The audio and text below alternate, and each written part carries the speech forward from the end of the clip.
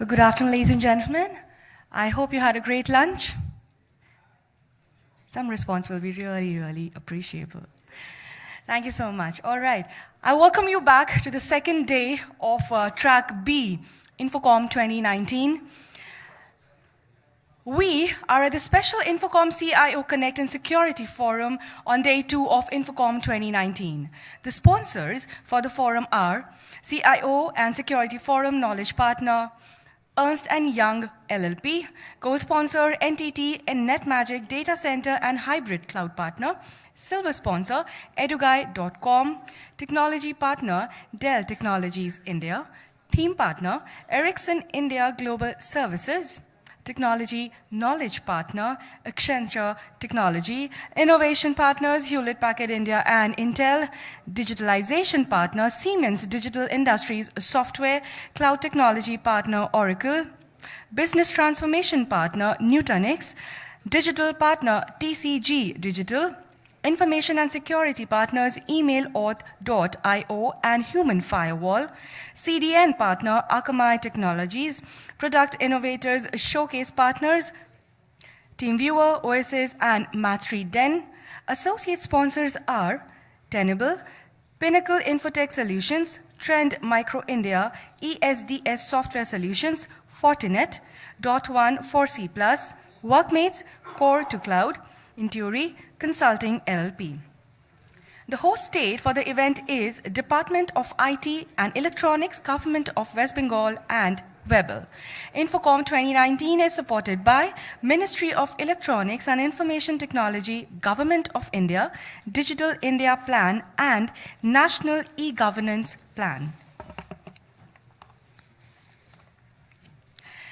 We will begin Track B with a first keynote on managing cybersecurity with business-facing services. Our keynote speaker for this session is Mr. Akshay Tiku, Director, Advisory Services, Ernst & Young LLP.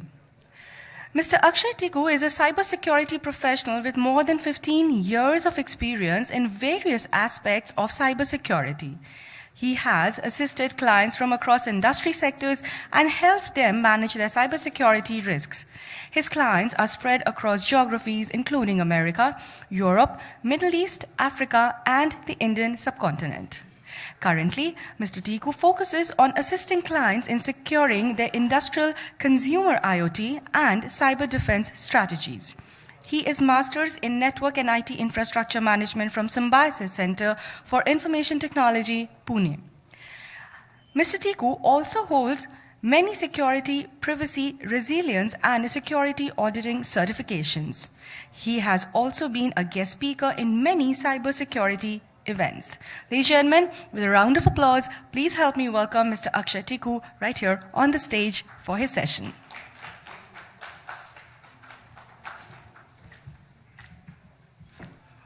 Thank you so much for the introduction. A very good afternoon to all of you. Well, just being a post-lunch session, the first response was not very encouraging. I was a bit afraid that, I may just kind of bore you because it's a post-lunch session. But I hope it's interactive and interesting. I'll try and keep it a bit light. Could I have the clicker, please? Okay, that's here. I've already been introduced, so there's no need of, the introductions. So moving on, I would have rather preferred walking, but then, you have a screen here. I don't want to block your view with myself being right in the center, so I'll prefer to speak from here. So managing cybersecurity, one of the most important aspects is to first understand how the environment is changing. If we see from where we started with, the mainframes way back in the 1970s, and then moving on to digital across, moving to the client-server architecture, the internet, e-commerce, and now the new buzzword, digitization, is there. The complexities have increased. We would talk about, in terms of recovery, we would just talk about backup, and then we talk about basic disaster recovery, and now we are talking about resilience. In terms of the data explosion, it was disconnected systems, and now we have IoT and the connected world, wherein everything is connected across. That brings in a lot of challenges in terms of the data that we hold. also in terms of the amalgamation of cyber and physical. Now we are into the cyber physical world where we have, the industrial control systems, you can actually control, which actually control what goes on in the physical world, like a nuclear reactor or, a power plant within that, or an oil and gas, or even transportation, the critical sectors.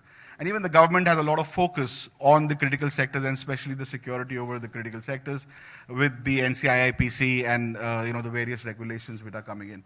So the change is the only constant. It will continue to evolve. Very soon, your IoTs would be within our bodies. So it will not just be cyber physical, it would probably be cyber human as well. So, there'll be a lot of robotics within human bodies, and that would again increase the risk within the overall ecosystem. With that, with change being the constant, we go back to our clients every year and talk about what do they perceive within cybersecurity. We have a global information security survey that runs across the globe with about 1,800 respondents, across 20 industry sectors. And what we learned is that a substantial 86% of our clients said that the cybersecurity function within their organization didn't really fully meet their organization needs. That's surprising. There's so much of focus on cybersecurity. Everybody talks about cybersecurity. Most of the IT topics in conferences are related to security, but then still organization feels that our needs are not met. 57% responders have a recent cybersecurity incident. Now this figure actually could go up because not everybody would like to kind of accept that there has been an incident in their organizations.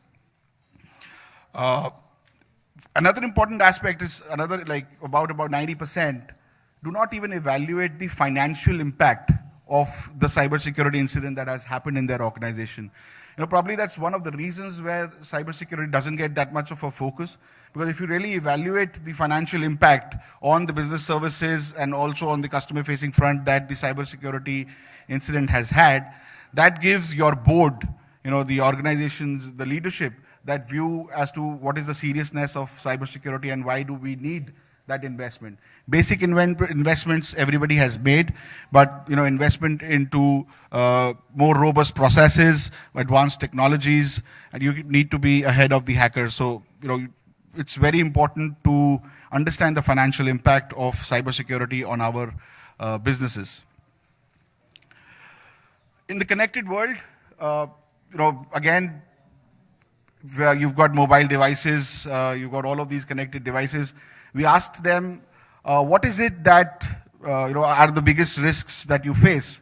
The first answer was, the top most rated answer was user behavior, user awareness and behavior, which is the weakest link within any cybersecurity practice. So if you have to manage cybersecurity within your organization, within the business services, you have to make sure that your user awareness learning program is top-notch. It covers the entire organization. It is not based on only classroom sessions of, let's say, 2 hours or 1.5 hours, wherein people will not have that recollection. Get in technology, you have the millennial generation coming into picture, in shorts, brief messaging, gamification. Include those into your programs to help, the awareness go up. The moment the awareness goes up, the risks would considerably go down as well. So, having talked about, by the way, these results were all part of our GISS. If you are interested, you can catch a copy of our Global Information Security Survey of 2018 at our kiosk outside. We have copies there, and you're free to avail them and read them at your leisure. We also have it on our website. You can download it if you prefer a digital copy. So, moving on, what are we preventing ourselves from? Basically, when it's intentional, we are talking about the hackers. What's the intention of these? Their motivation is twofold. One could be financial gains. That's the primary motivation. Or when it's state-sponsored, it's also about disruption of a particular country, or services within a country. So that's, again, a very important motivation. So, in the first case, if it's financial gains. They would aim for financial gains through intellectual property, through formulas, and so on and so forth, or direct money transfer. Typical targets could be pharma companies, financial institutions. That's where their target is, and it could be part of an organized crime. There have been attacks in the recent past as well, where swift transactions of banking systems have been directly been exposed, and they've actually pilfered about millions of dollars because of these attacks. However, when we move into the organization, the country disruption, the aims are totally different. They aim at critical infrastructures, disruption, safety systems which, when disrupted, where their availability or integrity is disrupted, could actually lead to loss of life, could lead to a high economic impact. Imagine a thermal power plant being stopped because of a cyber attack, or a nuclear power plant not being functioning because of a cyber attack for a considerable period of time. That would have a direct impact on the economy, because your grids won't be able to feed that much of electricity. The generation wouldn't be there. So it has an economical impact, which is the state-sponsored terrorism, the cyber war. I don't know how many of you remember Stuxnet, which happened a long time back. That was supposed to be, it is called the first weapon fully made out of code. Stuxnet, stopped more than 100 centrifuges in Iran's nuclear facility. And it was one of the first attacks on industrial control systems with that magnitude. But the problem, how do you save yourself, is one of the biggest problem is, within 90 days of that Stuxnet attack, the code was available online, free of cost, to anybody to download and change. Now, it's not, we've gone way ahead of the traditional antiviruses, wherein it will be a signature-based technology. Because if it is changing, you don't have a signature to detect. So we'll talk about how and what organizations could do to safeguard them from these. But before we talk about safeguarding, we also need to understand what's the typical attack life cycle of a targeted attack. These attacks are not attacks which are something random happening over a period of time. They are very targeted, they are focused. Stuxnet, for example, was silent for a whole lot of time. For years it was silent, till the time it found the conducive atmosphere. It reached the centrifuges. It found out that, okay, this is the place that I have wanted to reach and I have reached, and then it got activated. So it was just going across the network before being activated. So the first is basic intelligence gathering, from where it starts. Then the initial exploitation of your perimeter happens, where this, the piece of code, a malicious piece of code, I don't know what to call it. We will call it a virus, we will call it a APT or something beyond. These days, with the non-persistent threats, the terminology would keep on changing. So it establishes its foothold, then through the initial exploitation, and then establishes a command and control center. Most of the organizations till a few years back were only focusing on outside attacks, people coming in from outside to inside. Nobody really focused on what could have happened if something is already in and going out. So that's where the command and control center was set up. The information was going from within the organization to outside, and this leads to, a lot of my clients have received business email compromise, emails stating that this is a vendor invoice, this is the invoice that has to be paid, this was the bank account, however, please change the bank account to so-and-so and transfer the payment. We've known of instances where these transactions have actually gone through. Finance function or the of the organizations need to be strengthened from a process perspective to ensure that even before we send these payments, it's a proper checking mechanism has to be established to ensure how we are transferring payments within our systems. So that's also an important aspect within the organization, apart from the fact that you need to have latest tools also in place, and along with awareness to stop this. So once they are there, they escalate their privileges and then lead to data extraction, and they are there at a persistent mode. This is the typical kill chain or the attack's life cycle. But what is interesting and disturbing at the same time is, I don't know if it has a pointer, but if you look at it, how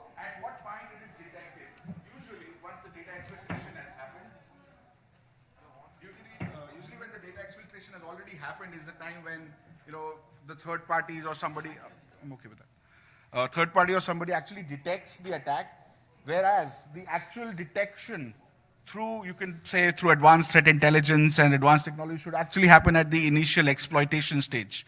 If something is something is trying to enter into your organization. So that's the entire gap that is there within the organization from a cybersecurity perspective. All your business services are impacted by those, and this is what you need to do. It's not just to your customers and clients. At the end of the day, it is your own business function, your procurement, your finance, and all of those functions within the organization which get impacted with these malware, these APTs getting into your systems. When they go into your system and they extract data, data is a high value target. So this is the data. Data is the currency. This is the age of information, right? Of all the hacks that have happened, from LinkedIn to the recent hacks that have happened, all of that information is available on the dark web, many a times free of cost, but many of time with a very little amount to be paid off. So what we have done and we found out is that, for example, if you have a LinkedIn account, which you had probably, a lot of people don't bother to have different passwords for their social media accounts and their organizational accounts or organization email. So the user IDs and plain text passwords were available on the net.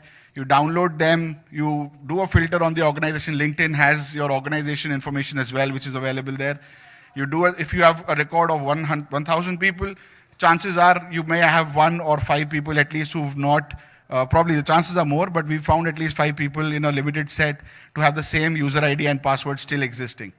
Or they've circled back with the 5 passwords they were normally using to the first password now, and we could enter into the system from outside using nothing, no hacking, just go to the dark web, download a set of credentials and enter into the organization.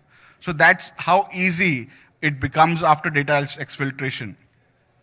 The cost of data, you can see there's a scan of a password. Could anybody tell me as to, within the values A, B, C, and D, what would be the value of one information record related to a passport available on the dark web? Any ideas? Anybody here? $1? €1? Anybody else? Well, from what we know is it's about €25 for a scan of a passport. If it is just a name and email address, it will go to about €1 to €5, depending on the guarantee of the data, authenticity of the data that is being provided.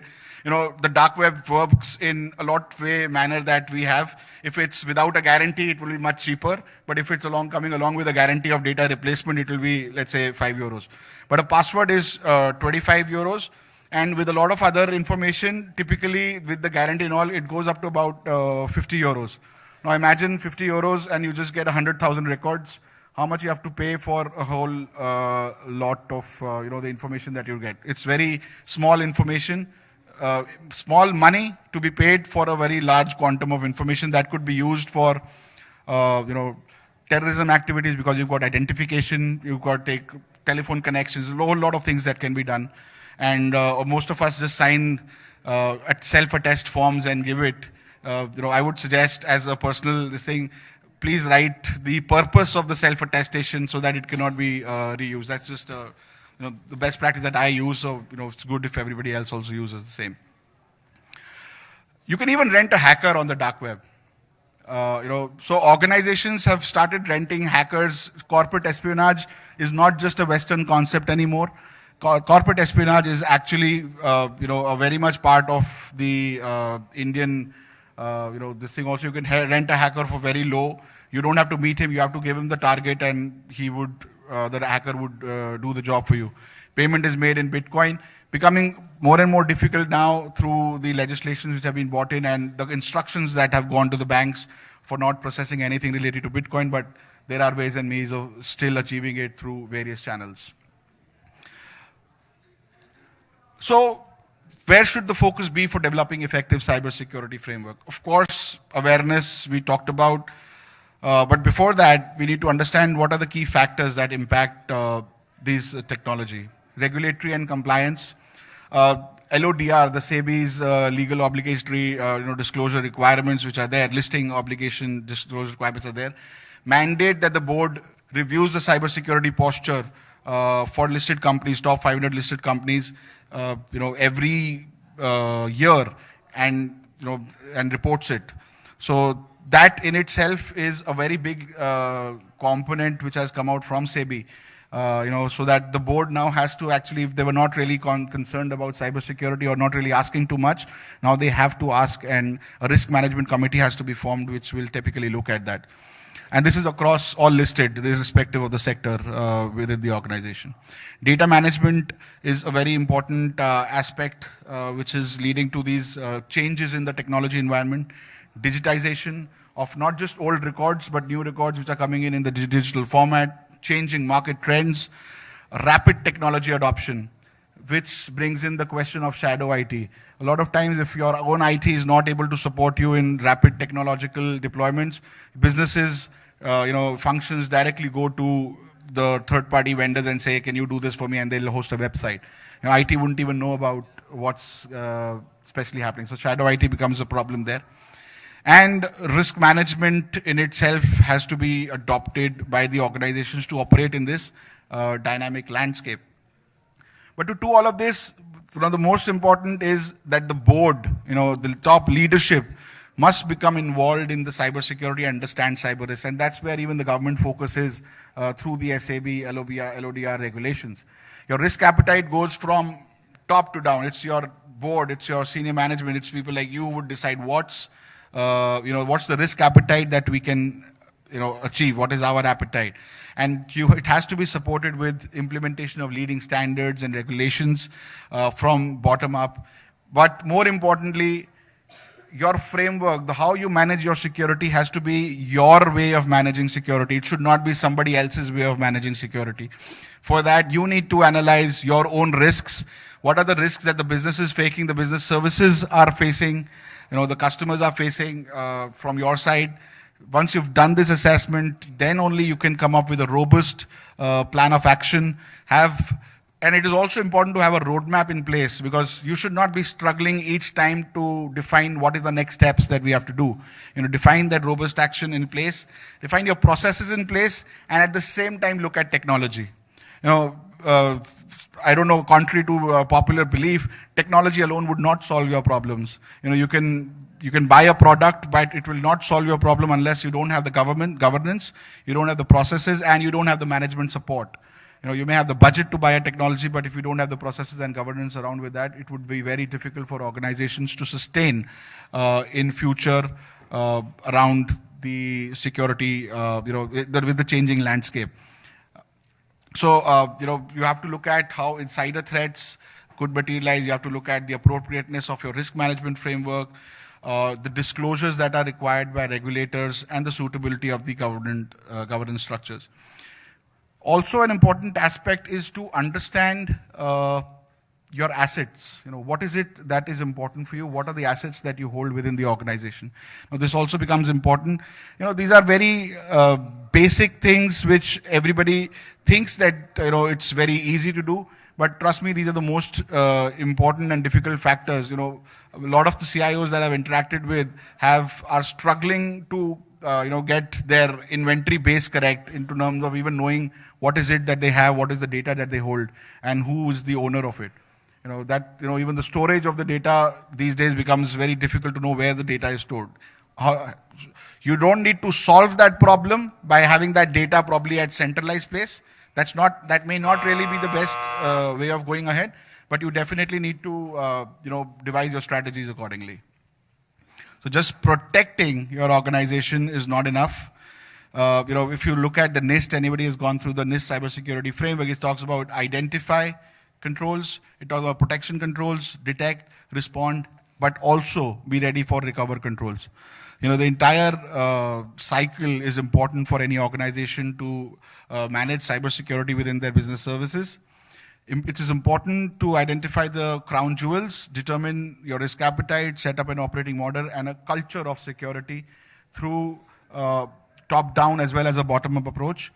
Some of the guiding principles will be focus on the impact, enhance cyber skills and capabilities of your existing people, and also, when you hire more and more skill set, ensure that they have the set capabilities. And you also should benchmark yourself against other industries, but that benchmark should not be that, X is doing this, I will also do that. But you have to look at that benchmark, but you also have to look at risk and impact, which is important. It is going to be a continual and likely never-ending battle to stay ahead of cybercrime. And unfortunately, not every battle will be won. So we should be aware of that there will be misses, but we have to learn from those misses and proceed ahead. It's not necessary that every attack will be stopped, but what is important is we take the right learning from those attacks and proceed further. With that, thank you very much. If there are any questions, if at all. Thank you so much for your time. So can I please request you to stay back on the stage for a while? And in the meantime, please help me welcome Mr. Shubhamoy Chakraborty, General Manager IT ABP, to kindly come up on the stage and present a memento as a token of gratitude to Mr. Tiku here. And can I please request a round of applause from all of you?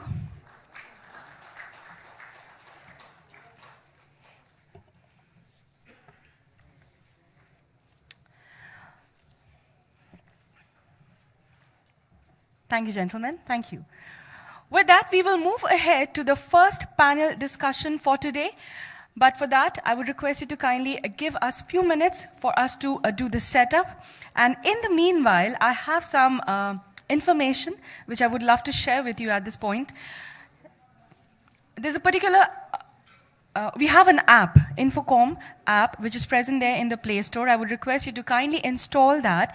And after every session which you attend, kindly share your experience in our app.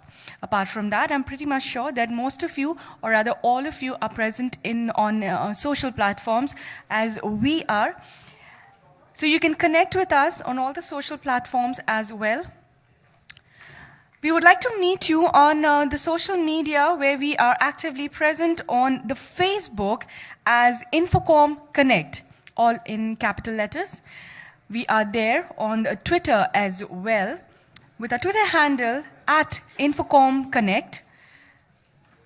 On LinkedIn, we are there present as ABP INFOCOM, and you can also fetch our YouTube channel on YouTube as INFOCOM Connect. And if you're there on Twitter, and if you want to tweet us about any of the sessions of any of the days of INFOCOM2019, you can use the hashtags #INFOCOMCAL2019 or #WinningInThisVUCA-World or #InAVUCA-World.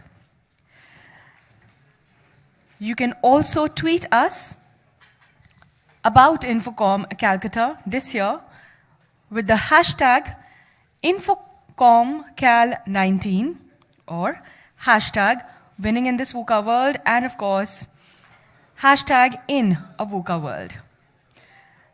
If you want to share your experience on Twitter, you can tweet about your experience at INFOCOM Calcutta with #IamAtInfocom.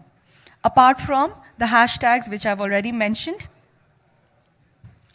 which are #WinningInThisVUCA-World or #InAVUCA-World or #INFOCOMCAL19.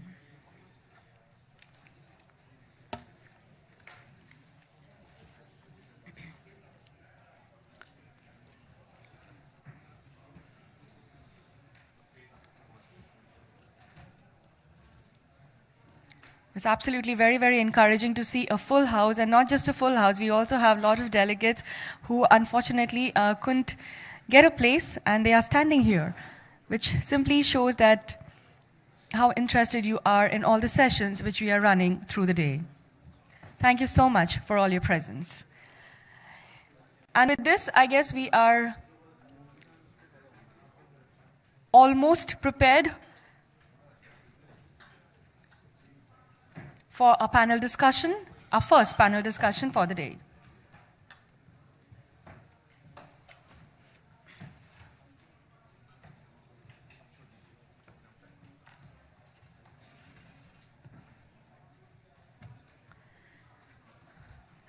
Ladies and gentlemen, today's first panel discussion will be on good to great using digital. Our first panelist for this session is Mr. Shamik Nandi, Portfolio Development Leader, Process Industries, Siemens Digital Industries Software. Mr. Nandi has more than 33 years of experience in selling and deploying IT and digital solutions. He specializes in applying digital technologies in manufacturing and supply chain and has helped large South Asian companies in the metals, CPG, textiles, pulp and paper sectors deploy complex business applications. In Siemens, he leads the business development in process industries covering consumer products and retail, energy and utilities, chemicals and the metals and natural resources sectors. Can I please request you to give him a round of applause to welcome Mr. Shamik Nandi onto the dais. Moving on to our next panelist, we have Mr. Sanjay Hiranandani, CEO and Managing Partner, Dot One Solutions. Mr. Sanjay is a chartered accountant and has experience of more than 29 years in the industry. He has held leadership positions in large multinational organizations. He has also been an entrepreneur himself in the past as well and has been instrumental in building startup organizations. He is a visionary leader, an avid innovator, passionate pathbreaker, and a motivating speaker. Please help me welcome Mr. Sanjay Hiranandani on the dais.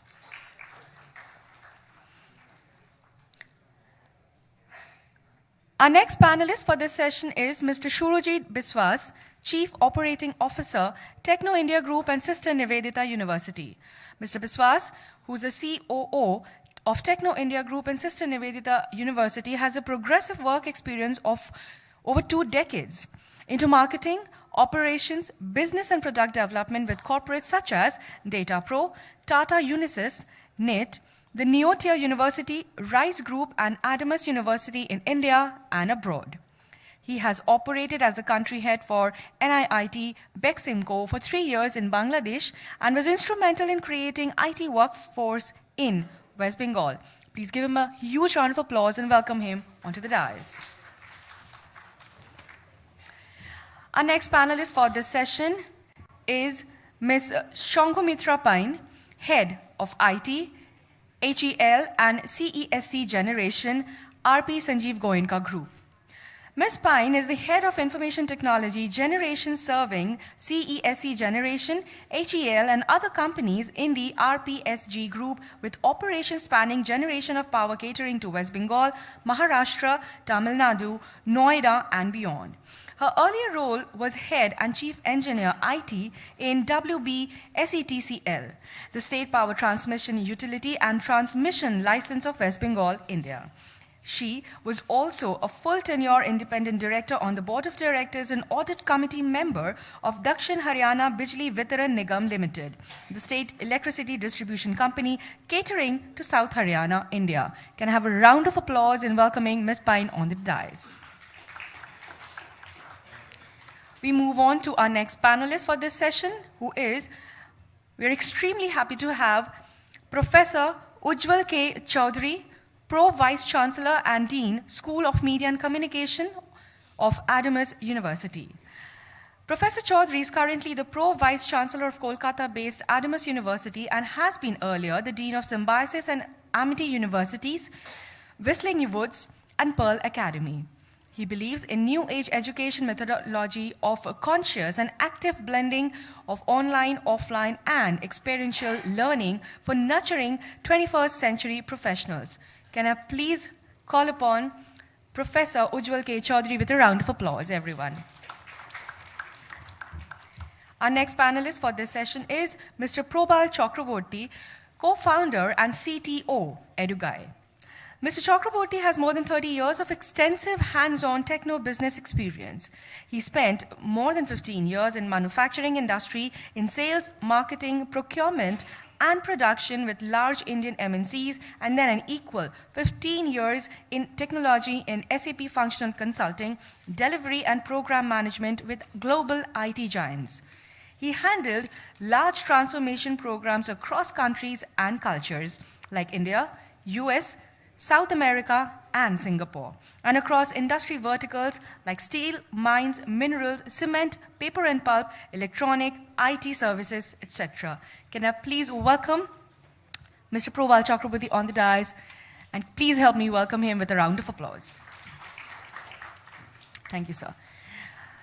And now finally, I'm going to call upon and introduce, before I call him on this dais, our chairperson and moderator for this session, Mr. Joydeep Dattagupta, partner, Deloitte Touche Tohmatsu India LLP.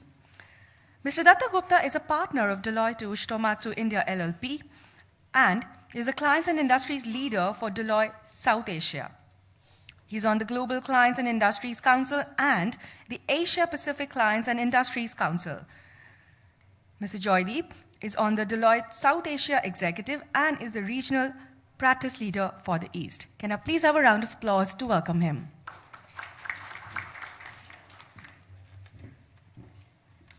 I welcome you all. May I please request you to kindly take the session forward? Thank you.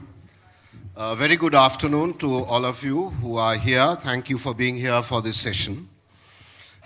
Clearly, it's going to be a very interesting session because we have a lot of august panelists with us today who represent a lot of experience and also are at the leading edge of everything that is happening in the digital world. Looking at the topic, good to great, using digital. Okay? So let's just reflect on the topic for a moment before we step into the discussion. The term good to great, I think it became ubiquitous thanks to a book written by Jim Collins. Okay? Now, in that book, when they're talking about greatness, his team did a study, and the findings were largely that it's much to do with leadership, being great, not just to do with technology or having a specific technical edge, but it's to do with leadership, to build an institution. Okay? So I think perhaps if you look at good to great, greatness would come about if all stakeholders believe that an organization is great. Okay? What are the stakeholders? Clearly customers should believe you're great, okay? Which means you must be differentiated over your competition for customers to believe you're great, not just good. Your employees must believe that they work for a great organization. Work for an institution, not just work for a business with a profit motive. Okay? The government, society at large, everyone must believe that you are great. Okay? So how do you move from good to great in a digital context? Okay? What does digital mean? Okay? I often think that when you use the word digital, it's like there was an old story in the old days about several blindfolded people who had never seen an elephant before. An elephant was brought in front of them, they were blindfolded, and then they were asked to describe the elephant by touching the elephant. And they were surrounded all around the elephant. So different people said different things about what an elephant is all about. So similarly, when we use the term digital, it covers an entire gamut of different technologies, okay? And an entire gamut of definitions of what is digital, right?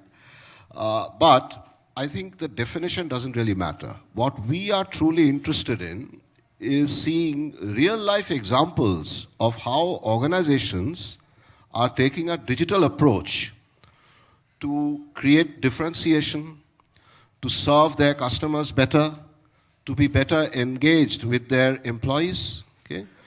To be of greater value to society, to arrive at greatness. So we are interested in the real-life actual examples. Okay? Now what we'd like to do is to spend time with our panelists where they represent several different industries ranging from education through engineering, through media, okay, through power utilities. Okay?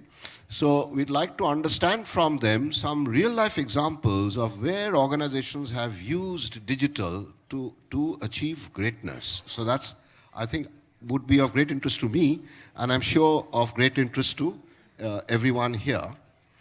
I'd like to call upon our first speaker. What we'll do is we'll have every panelist speak for about 3 to 4 minutes. We'll have some interaction among the panelists, and then we'd like to invite you to interact with the panel, okay? To have for us, all of us, to develop a robust understanding of what the opportunities are in this space. So without much ado, I'd like to request our first speaker, Sanjay Hiranandani, to address the topic in generic terms. He's a far better philosopher than I am, and he's one of the most experienced IT professionals in India. What would you see on your own network? Is that How yours, can you Sanjay? keep up or- with these potential threats? Right. No, that wasn't Sanjay. So this is Sanjay, right? Over to you. Thank you, JDG, for the introduction.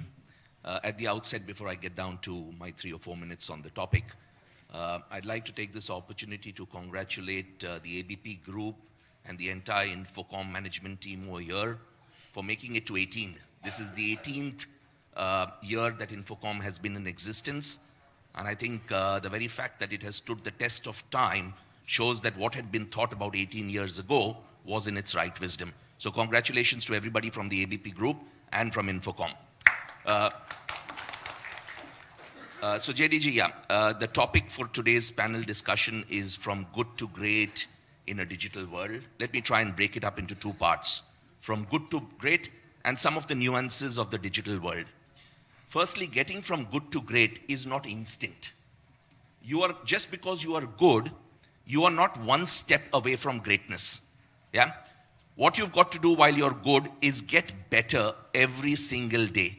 Every single morning that you wake up and get to work, you've got to ensure that you're getting better than you were on the previous day. As JDG rightly pointed out, it's an entire ecosystem of people who have to proclaim that you are great, and not you proclaiming it yourself that you've achieved greatness. This reminds me, I'm a person who's very inspired by sports personalities, simply because, like life, sport is the only thing which is unscripted. It is life in fast forward. More often than not, I'm inspired by those sportsmen in the real life, but I'd like to narrate a small little incident or a small little scene from a movie that I had seen about 10 years ago, which was also based on sport, a Hindi movie called Goal, which was a movie about 40-plus-year-old guys, almost some of them 45, some of them 50, who has been in their sport of football, all of them residing somewhere in the United Kingdom, and they want to get back to the second level or the third level of playing the game for the passion that they have for the game. They get a coach who's willing to coach them after a lot of convincing, etc., etc., and they find one youngster who's willing to leave the second league and come to the third league and join their team just because of the passion that he sees with the rest of them. In one of their training sessions where the coach is training them and they are really no good at the sport, the tournament's almost coming about, so he's asking them to practice free kicks from a 20-yard spot with an open goal. And everybody who takes the ball to kick it is missing it by yards. An open goal, no goalie over there, a 20-yard free kick is not going into the goal post. The youngest of the team comes and says, let me show you how it's done. And he puts the ball on the spot and he kicks it, and there it goes into right top hand corner of the goal. The rest of the team is so excited, they're ecstatic.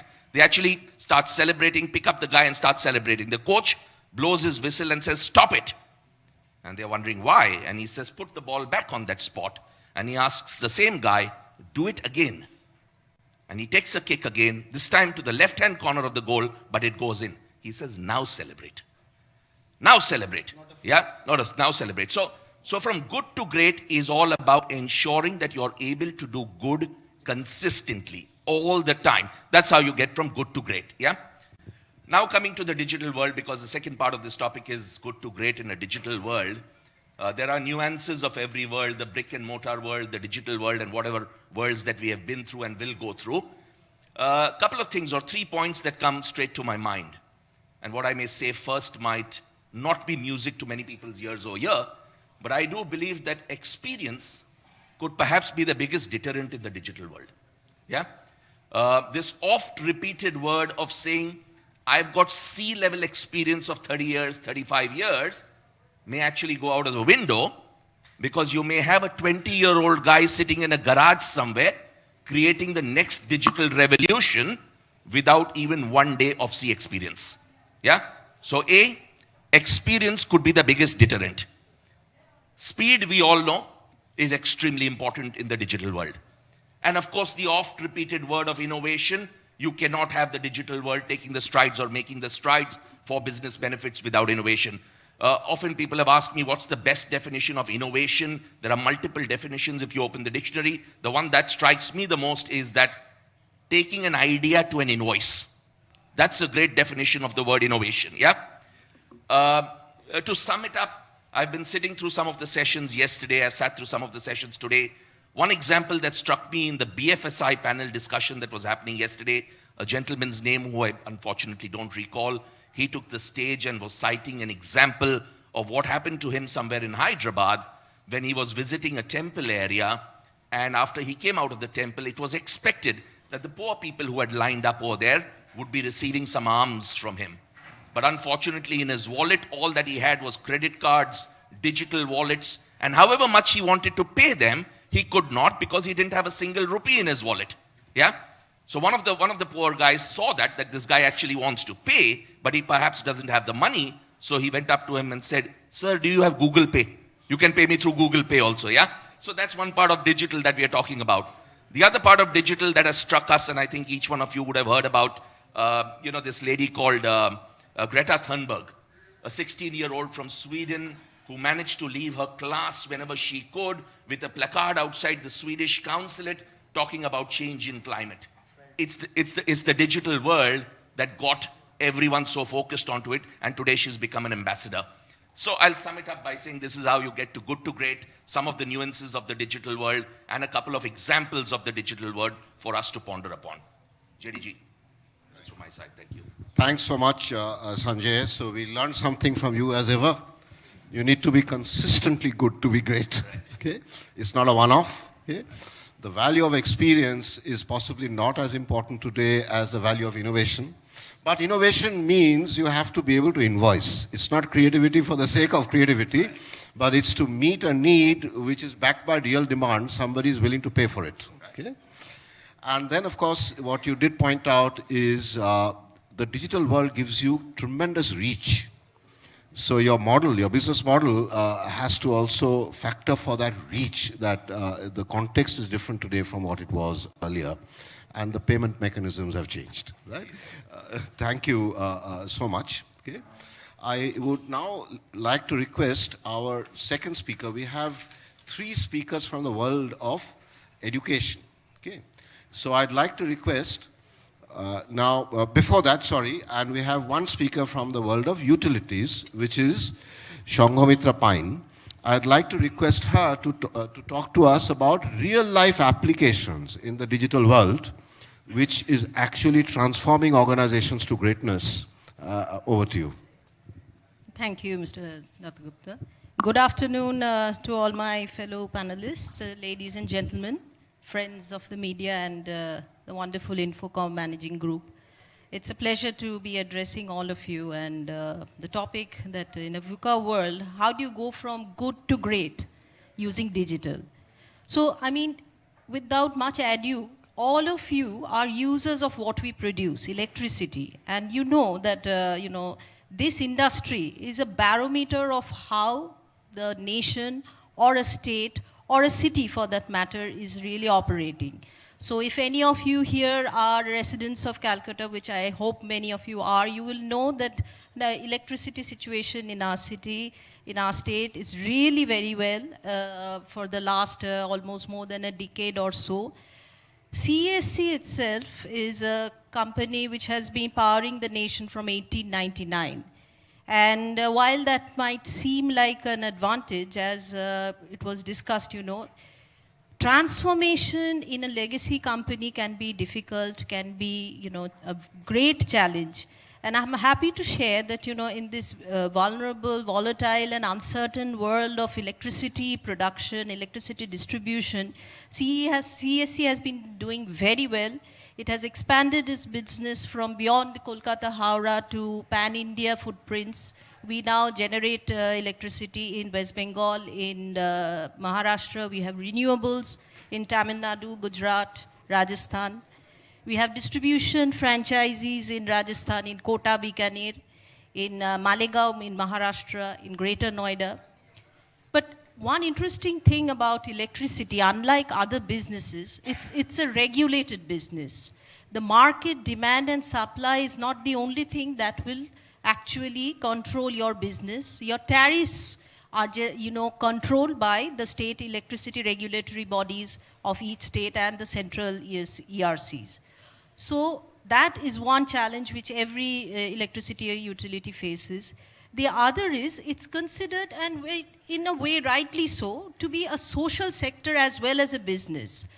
That is, we have the poorest of poor in our country, and it is our motto and it's our wish and it's our endeavor that each and every, starting from a farmer to a worker to a poorest to the people in the grand mansions, should have the equal quantity, the equal quality. Why I say quality? Quality of power is also important. You should have correct voltage, correct frequency for your apparatus to work perfectly. So in this world of electricity, how has CESC managed to keep itself going from good? And I might, add that it's already there at par with some of the greatest utilities in the nation, and we achieve and aspire to be one of the best internationally. I'll just take you through a few transformational digital journeys that the company has gone through, because CESC, was one of the earlier movers in what we call computerization or the plain digitization. Almost for more than 4 decades now, we have had billing and customer service of a sort being catered through computerization. But that, again, friends, as I said, is more of digitization rather than digital transformation. The digital transformation actually has really come about in the company over last more than 7 or 8 years to a great extent. I'll give you small examples. I'll start with generation. Generation, as you know, is the starting point of electricity, where our coal-fired plants or our renewable plants actually produce the electricity. Now, again, as I said, in this uncertain market of, our distribution companies are not so healthy all over India that they can be able to buy the electricity which is needed, because they are economically not at a viable state in many places. So generation plants are now forced to, operate at a subpar, we call it the plant load factor, PLF. The higher the PLF, the more efficient a plant is, but we cannot go there because the demand is kind of capped. So what has to be really carried out? It's the maximum efficiency of the operations and maintenance, and ensuring, the cost control to the extent that is possible. So last few years, CESC has put in a very useful tool that we call for our predictive maintenance of all generation assets. Our boilers, our turbines, our CW pumps. We have sensor data which feed these information on a real-life basis, real-time basis into a historian database. We have AI and ML-based tools which set up the model for a good operating parameter of each asset. Now, whenever there is a deviation from that kind of parameters, there are notifications generated. And based on those notifications, prior to even the regular maintenance cycles or the preventive maintenance cycles, the engineers at our power plants can carry out predictive maintenance cycles and, prevent any outage, which any outage is a loss, any outage is a disruption to you as a consumer and to us as business. So that has really helped in this entire O&M cycle. The other is actually how our employees work. We have contractual employees, we have own employees, we have several types of workforces in our power plants. Earlier on, all our O&M, we call them the shift walkthroughs. Every day, each item of our power plant is checked in each shift.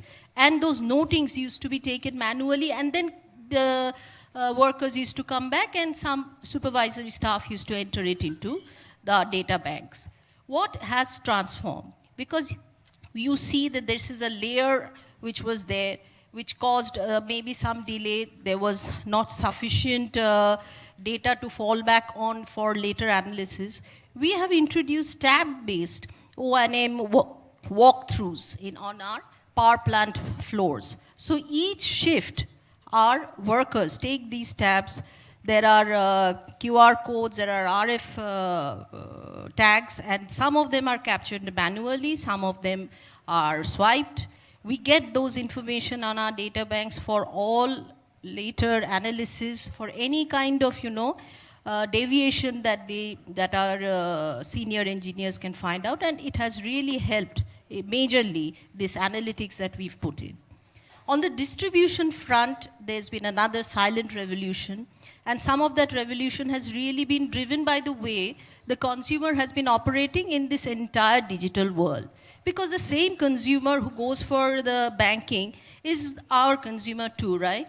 So gradually, though we had started off with a consumer relation management, which was also computer driven and IVR driven, it has gone to a next level where now our portal or our mobile is all that you will really need. You do not need to visit any of our regional offices. You don't need to come to our site offices.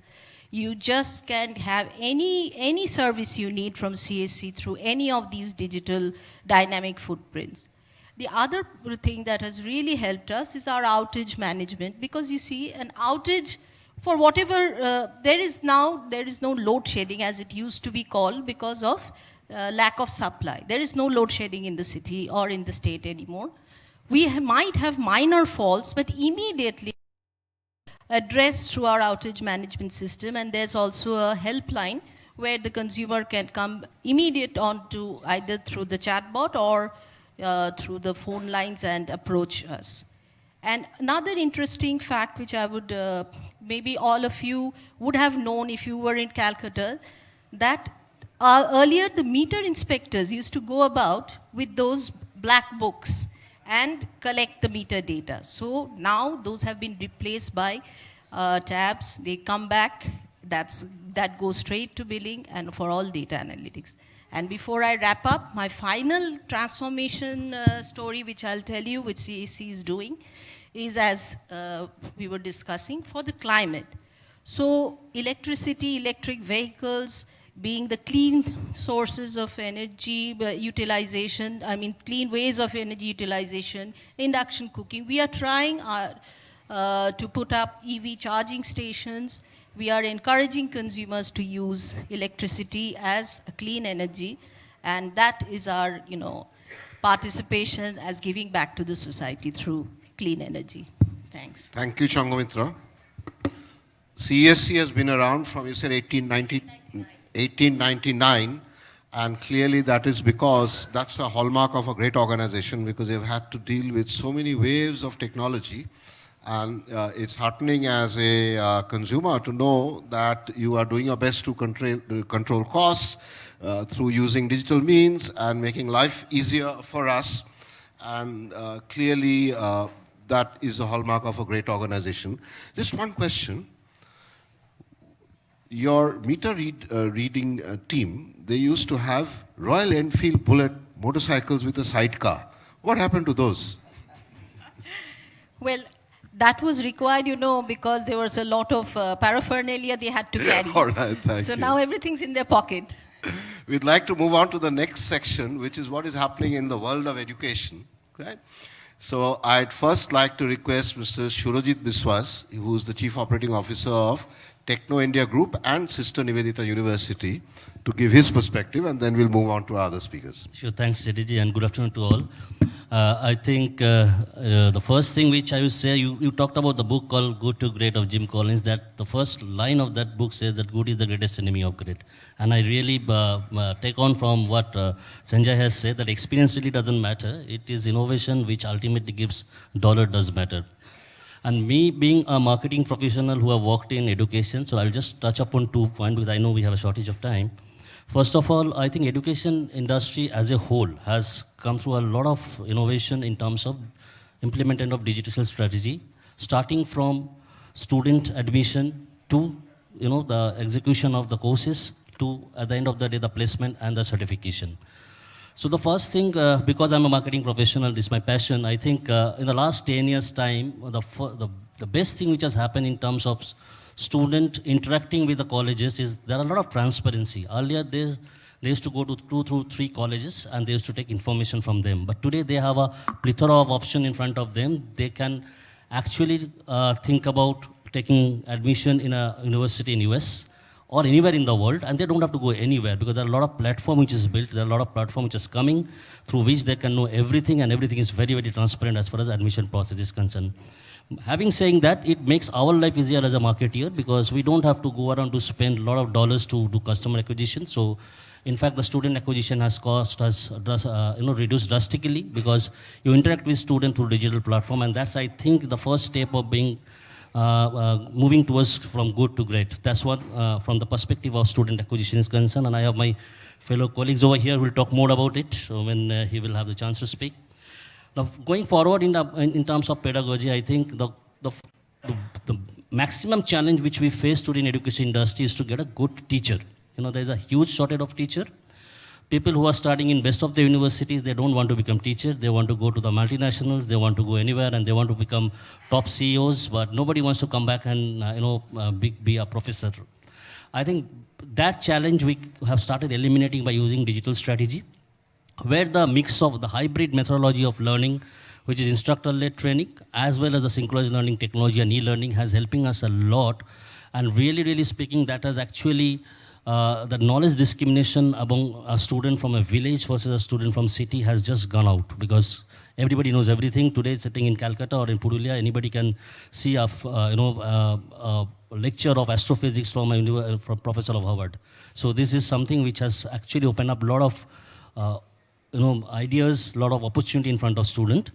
And last but not the least, I think this is what we are struggling. We have industry friends over here. I think the industry has to come forward more to add on value to our education, which has to be a real life education apart from only becoming education which is only theory based. And I think digital platform will play a major role by involving them into that field of education. So that's what from my end, and we can move on. Thanks. Thank you so much. I think that is fascinating that the rural-urban gap is getting bridged by having a professor from Harvard lecture students from Purulia, right? So I think that is absolutely fantastic and enabled by the digital world alone. And of course, you have made great strides in your entire customer touch points, your customer experience, as well as your digital processes to be very efficient. But my takeaway is the possibility of democratization of education is enormous in the digital world. We'd like to move on to our next speaker, which is Professor Ujjwal Chaudhary. He's a Pro-Vice Chancellor and Dean of School of Media Communications at Adamas University. So, Professor Chaudhary, like to request you to tell us what's happening in the world of media, particularly. And, right, yeah.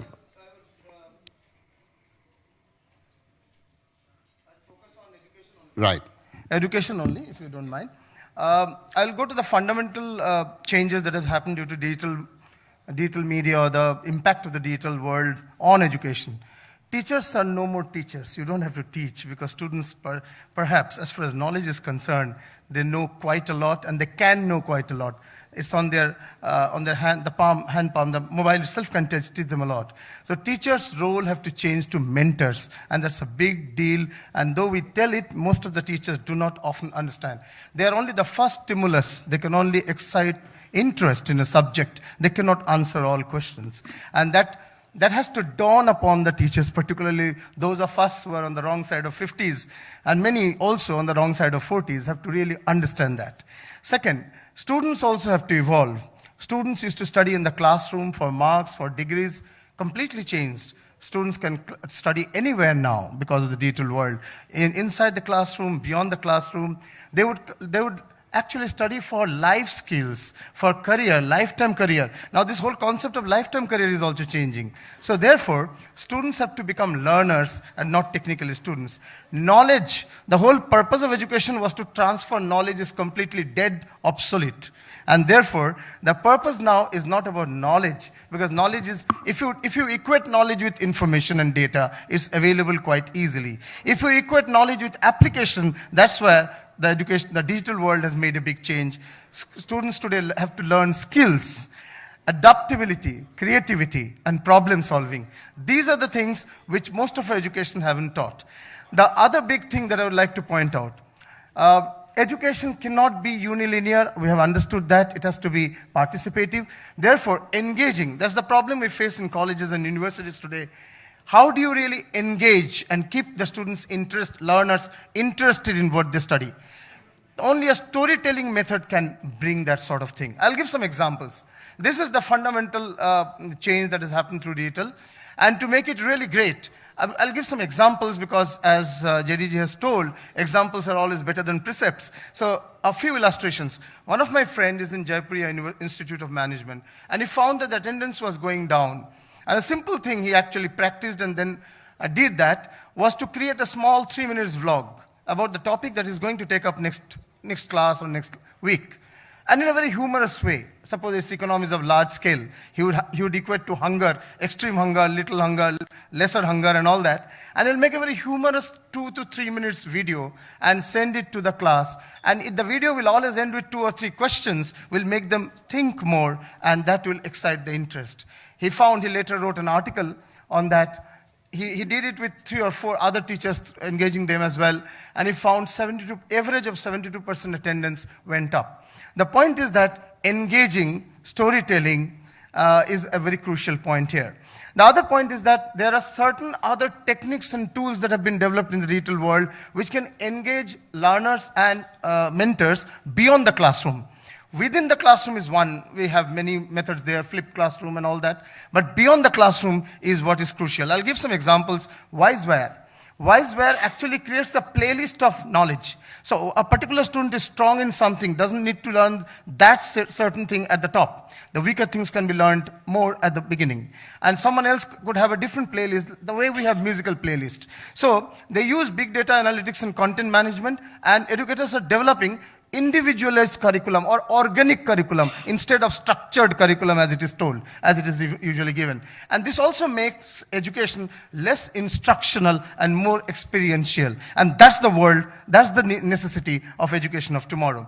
The millennials' language. Now many a time, people in their 50s cannot actually go into the language. Language, I do not mean to use the use of abusive words, but the style of talking and the way of talking, engaging humor and other things. Khan Academy videos you have seen, perhaps many of us, we use it in schools as well. They have started using the millennial language even while talking of sciences and social science, usually sciences, the videos that they use. There are 2 applications I will mention, Socrative and Plickers. These 2 very interesting Plickers, P-L-I-C-K-E-R-S, and Socrative. Very interesting apps. They help the teachers interact and assess students' progress, collaborate via cloud-based applications. Already started being used in many countries, and some institutes in India have also started. The teachers can even publish real-time quizzes and polls through it. I'll also give another example. In my previous work, I was with Pearl Academy in Delhi and Bombay. So we had a program in which e-magazine was to be developed by the learners of School of Media of Pearl Academy, sitting in Delhi, and it has to be collaborative approach, and that's very important. Today is not the world of competition, but collaboration. Competition is a 20th century structure or narrative. Collaboration is a 21st century narrative. So these guys sitting in Delhi, our students of School of Media, learners of School of Media, would collaborate with learners of this Metropolitan Leeds University of UK and develop an e-magazine of some around 48 pages, which should have a global content. And the theme of the e-magazine was the 13th sustainable development goal, that's climate action. Without seeing each other face to face, one another face to face, yes, interacting on Skype and other ways, they developed this e-magazine, which came out to be the best project of that year among all the other 45 projects that was done within India or in such collaborative manner. So this is really engaging. Digital is making the experience from good to great, a real life experience. There are other user, I do not want to, because of lack of time, I won't go into other apps. There's a book creator app, there's an Edu Creations app. Fabulous. Edu Creations is a community where anyone can teach what they know and learn what they don't. And there's a big collaboration that's happening, it's ever expanding. And the social media, popular social media, this we have started in India, our university and many universities have started. Social media, how do you use social media? Facebook page to broadcast updates and alerts of the academics. Facebook group to stream live lectures and host discussions. Twitter as a class message board. And 256 characters keep the message very succinct, very pointed and poignant without any additional words and all. Class blog for discussions using WordPress or Squarespace or Wix or Blogger, any of these. Pinterest board, create a class-specific Pinterest board, and instructors can actually create Pinterest boards for each of their classes and save the pins which are relevant to the class. So using social media, you actually engage the learners in a collaborative learning, in a co-created learning, in an organic learning, and experiential learning, instead of the structured syllabus-based learning, and instead of the unilinear instructional learning of the 20th century, where we have been brought up in that format. Thank you very much. Thank you. Professor Chaudhary, that was cool. Okay? That was like cool, you're awesome. Right? Have I got it right? Okay. So it's amazing that with the disadvantaged education that all of us had, we are able to somehow keep up with the times and define the future. And that was incredible. From teachers becoming mentors, students becoming lifelong learners, the focus being on skill development, the focus being on collaboration, and use of so many digital platforms, as well as teachers trying to relate to students through stories and engaging students rather than getting wrapped on the knuckles as we used to. Right? Thank you so much. Now moving to another very fascinating topic, I would like to request Prabal Chakravarti, who is the co-founder and chief technology officer, EduGuy, okay, to tell us. And he was talking to me a little earlier, and a song struck me, Ke Sara Sara, what will the future hold for me? So I'd like to request him to tell us that. Yeah, hi. I'm from EduGuy. Okay. We all love gambling, isn't it? Think through. We always prefer to be rich very quick, or we actually are normally taken for a ride in pursuit of knowing the future. Let me give you an example.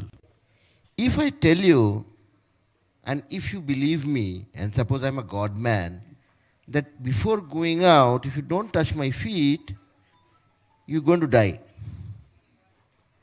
Simple. Or most of them will come and touch my feet just with the fear of dying. So many of us in our life get cheated or taken for a ride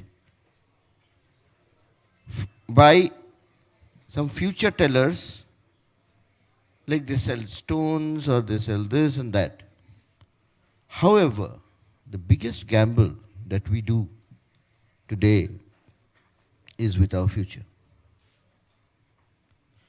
I guess everybody sitting in the room will have a child, or they had been a child once. They have chosen a career, including me, based on gut feel. My father is an engineer, so I'm going to be an engineer. So and so is a doctor, is doing good, so I'll try my son to be a doctor. In fact, that's the common trend. So you don't have a scientific method today to actually arrive at a very important decision in your career, because it's your future. So what we are trying to do, EduGuy is trying to do, is basically bring the digital intervention and artificial intelligence to help guide a person, a father or a child, to at least get an insight that what kind of future is best suited for that person. This is one. The second thing is, even in the counseling space, there are a lot of people who take you for a ride. So what we are trying to do is an application where an individual can actually get in with the data, request data, and we're going to get a prediction that the top 5 best careers for you, where AI will be in the back end, processing the data in an unbiased way. I guess there is no time left for the last speaker, so I'll end it here. Thank you very much. Yeah, thank you so much. So what I learned from him is that the astrologer is now defunct, and it is AI that's going to guide people on their futures and the right career choices to make, and that's something we're working on. Now I'd like to move on to my dear friend Shomik Nandi, okay, who represents Siemens Digital Industries Software. And he has some fascinating case studies on how Siemens is powering industry and making industry digital. I'd like to request Shomik to share those experiences with us. Thank you, Jaideep. And a very good afternoon to you, and thank you for being such a nice audience. The desire for greatness is inherent within all of us, and everyone in this room wants to be great and wants to take that path to greatness, and that's true for all organizations. So I'll do one thing. Instead of a theoretical discussion on how do you reach from good to great, I'll talk about a customer who desired to be great and has taken that path towards greatness. Whether he becomes great or not, time will tell, but he has taken the journey. Someone said, right, that to reach a destination, you have to first start walking. So they have done that. So in this is one of the large cement companies in the country. One of the engineers, and if you are in the cement industry, you will know that energy is a big issue. Energy's cost is a big issue. And one of the engineers in that company looked at their waste heat recovery system and the ducts that carry the heat from one part of the plant to the other. And he thought, okay, if I redesign this duct in a different way, maybe it will lead to better savings. Now, typically, when engineers come up with these ideas, these ideas die a very nasty death. You know, the nastiest way to kill an idea is to ask him for a business case. However, this organization was innovative and was open-minded, I must say, enough to enable him to try out. And how can he try out? He can't obviously go to the physical duct and pipe and rip it apart. So they built a digital model of that pipe and then simulated, is the engineer saying is right or wrong? Is there a problem?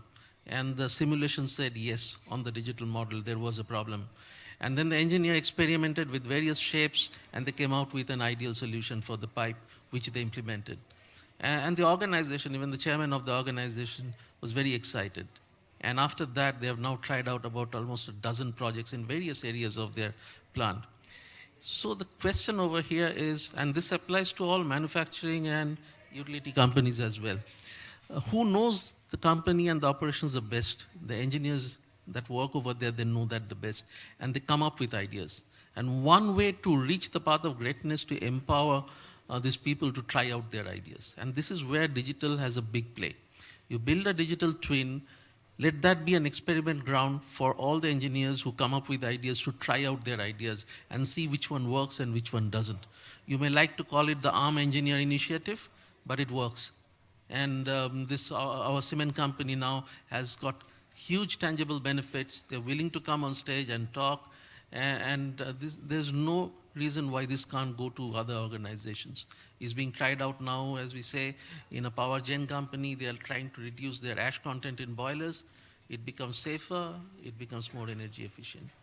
So these are real life examples in India where companies are taking the path to greatness.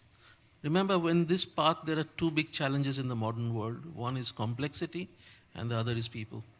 And this initiative kills both of them.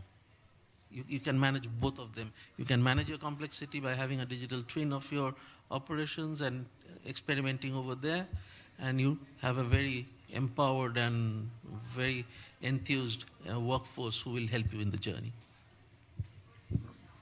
Thank you, Shomik. I think thanks for bringing it to life. So what you've done is the democratization of engineering, where you are tapping into the actual knowledge experience of engineers who know what's going on and getting them to redesign rather than tell them only to implement or execute. I think very so you're right. tapping way into you the said- brains, right? Yes, and you very rightly said who actually know what is going on, Right. as opposed to guessing. Okay.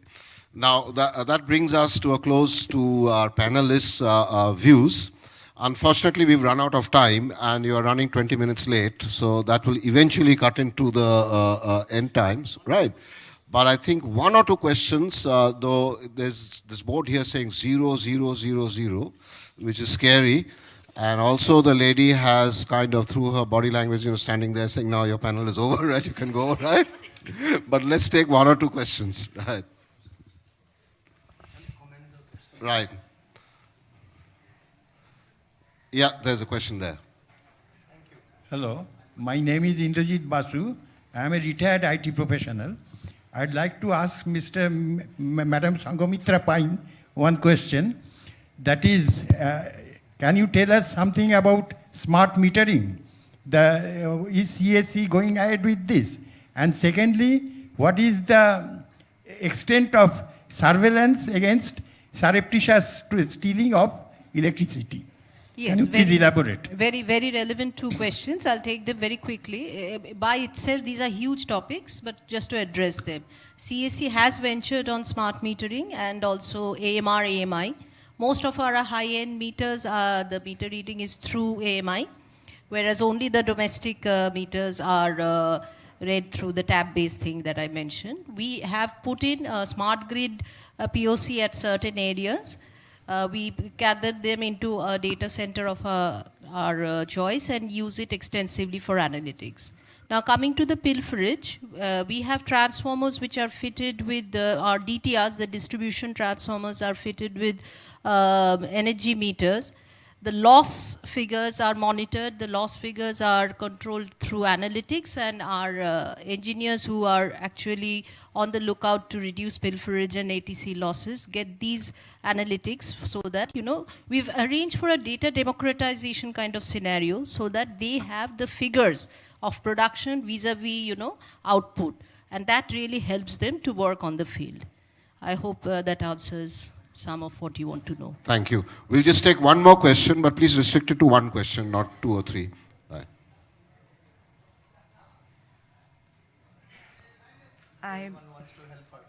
Right. I think everyone wants to help close the session. Thank you so much for being a great audience. Right. Thank you, gentlemen, and thank you, ma'am. And please request all of you to kindly stay back on the stage for a while. And can I please request Mr. K.K. Mahapatra, Organizing Secretary and Head, Infocom ABP Private Limited, to kindly step up on the stage and present the memento as a token of love and respect from all of us to all of you. A huge round of applause, ladies and gentlemen. That definitely had been a very, very interesting, a cool session, if I can mention.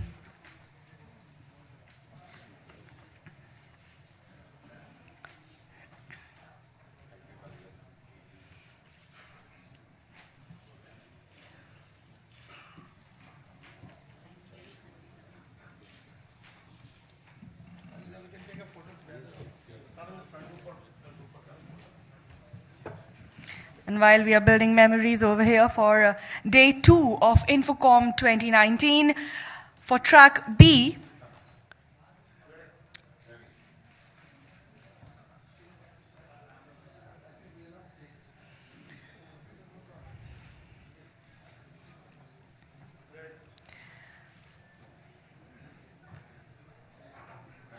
thank you everyone, thank you. And with that, we're going to move on to our next session.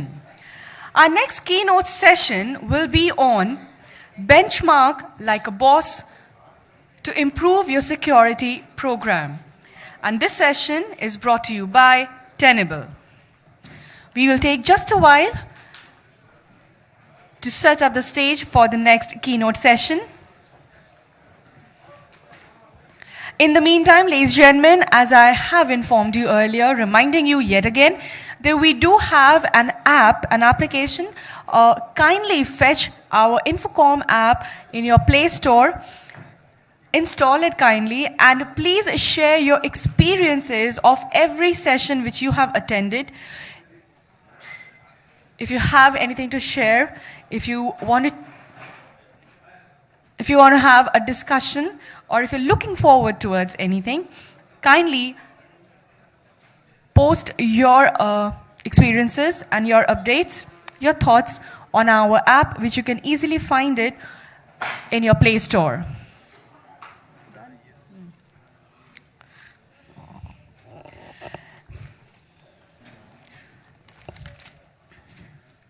And with that, we are going to move on to our next keynote session. Our keynote speaker is Mr. Divakar Dayal, Managing Director, India and SAARC Tenable. Mr. Dayal is the Managing Director and Country Manager for Tenable's India and SAARC business region. He is responsible for developing and executing Tenable's growth strategy for the region, creating a strong foundation of partnerships with customers and partner key ecosystem to expand the cyber exposure companies' presence in the security and market across India and SAARC. Mr. Dayal has more than 20 years of experience in the IT and cyber security industry, leading high-growth security businesses, focusing on advanced technology solutions and services in cyber security and networking. Ladies and gentlemen, can I please expect a huge round of applause in welcoming our keynote speaker, Mr. Divakar Dayal, on the stage, please. I'm sure the applauses can be a little bit better. Thank you. Thank you for that. Hey, good afternoon, everybody. I know cybersecurity sometimes can be a bit scary, right? Which is why maybe half the room is kind of emptied out. But I promise you, the next 20 minutes, I will make this really, really interesting for you. I'll start with one basic question, which is, how many of you are, in some form or another involved with cybersecurity in your particular company or industries? Okay, almost half the room, which is good. So the presentation that I'm going to cover in the next 20 minutes or so, thank you, Shankar, primarily gives you an overview of what is the opportunity ahead of us in terms of the whole digital transformation out here. But more importantly is, what is the challenges that we need to overcome as we grasp this opportunity ahead of us. Yep. The topic for the last 2 days, right, and for tomorrow, very, very topical. The pace of change, right, if you can see so, in the last maybe 10 years, we have never seen this before. What used to typically take 100 years, today it happens in a decade.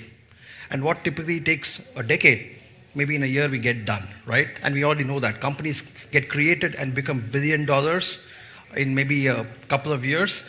And then companies who are $1 billion go out of business.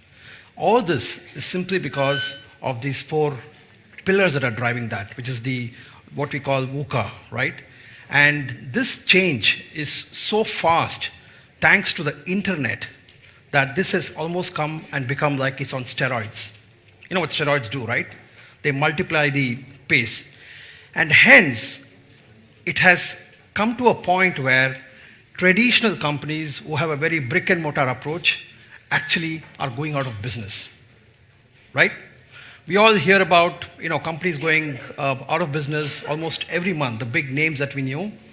One of the last or recent big names was somebody who ran a travel company for almost 50 years, right, across the world. And today, they're out of business. The primary reason is the number of travelers traveling across the world for holidays and work hasn't come down, but it's actually gone up maybe 100 times. But they were not able to capitalize on the changing consumer needs, right, in the way they consume the technology of buying. And hence, they got decimated. So the simple point here is, if you do not digitize, and disrupt in your industry, you will be destroyed.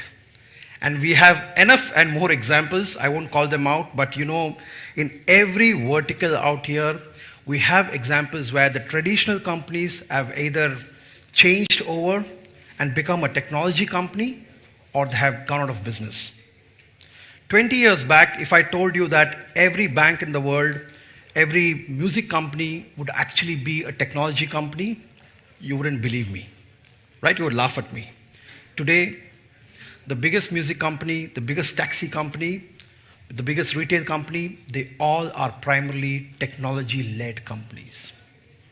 And I'm going to then make a very small prophecy here that in the next couple of years, in the next coming years, if every company does not become a cybersecurity company, they will not exist in business.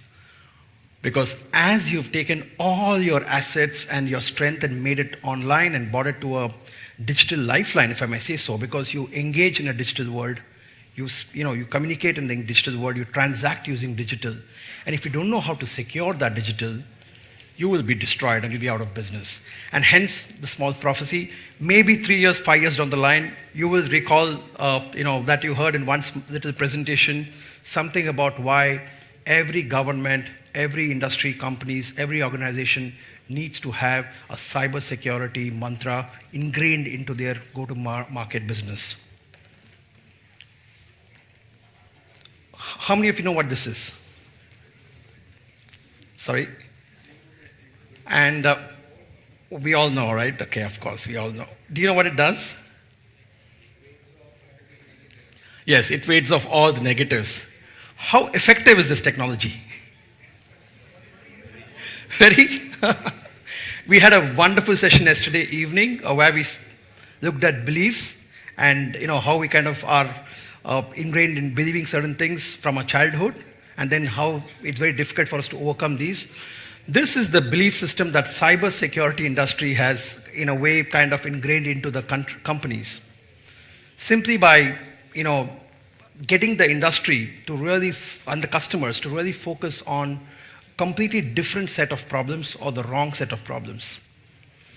And why we say that is simply because some of the myth around cybersecurity, I just want to kind of keep it out there. The first one is, some of you who are in tech industry may already know this, but the internet was never designed for security or security in mind, in a way. It was more for just sharing of information between some college grads and professors, of course. And that makes the whole digital journey, when you go online, that much more vulnerable, right? Simple. Number two is all technology is run finally on a piece of code, software, right?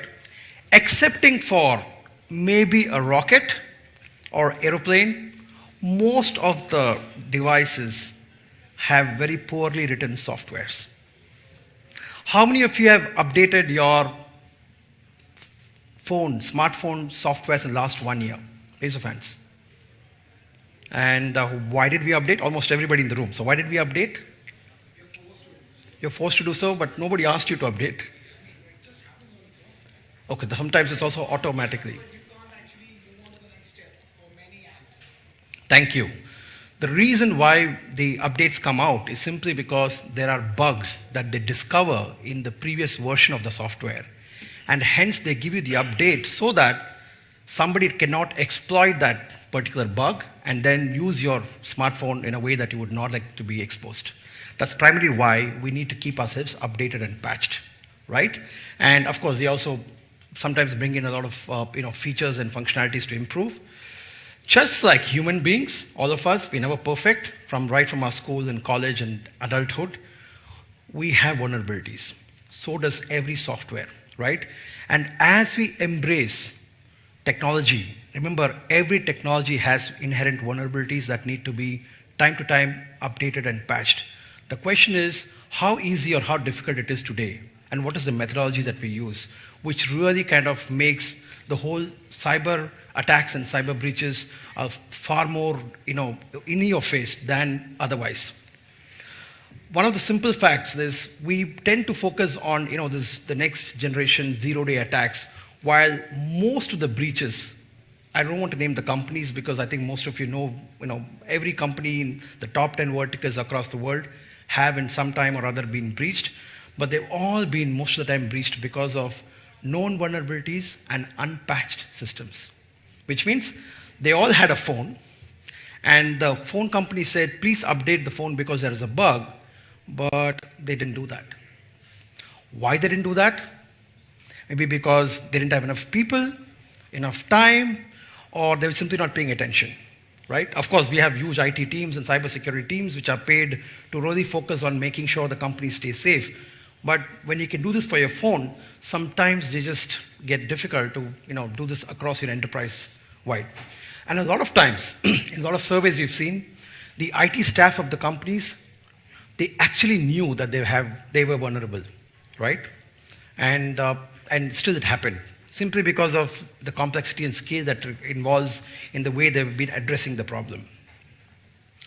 The other interesting aspect is we have very friendly neighbors. Do we agree? Yes. Yeah, superb. Who always want nice things for our country? Yes? Right. When they want today to really bring down India, they don't need to fire a bullet, right? They don't need to really launch a missile attack or something else. All they need to do is bring down the digital network of this country, right? And we have seen different examples of how they're using fake media, using social media, but also various other things. A lot of things people focus on around next generation attacks, on what we call nation state attacks, right? Countries to countries. Instead of fighting old, boring wars using bullets and tankers, you can now fight in the cyberspace and bring down the entire networks of the country, right? So that nobody can move around. Even they use known vulnerabilities. Why? Simply because the dark web today, the web that is basically underneath the internet, has got very cheap, easily available, exploitable vulnerabilities, right? That you can just buy for as simple as maybe even $100, maybe 5,000 rupees, and then throw the marbles at 1,000 devices and pray whatever comes back. And that's an open door for you to go and hack, right? It reduces the risk for them of execution, and most important of all is least attribution. If you want to agar daka dalna hai, so you won't wear a tenable t-shirt and go and rob the house, right? You would go anonymously, right? You don't want anybody to know. And hence, the vulnerabilities that is there in our phones, in our routers, switches, servers, your ERP systems, all of them have at some point or other been used to actually exploit using openly available known vulnerabilities. Just a 30-second, history or where security industry has been.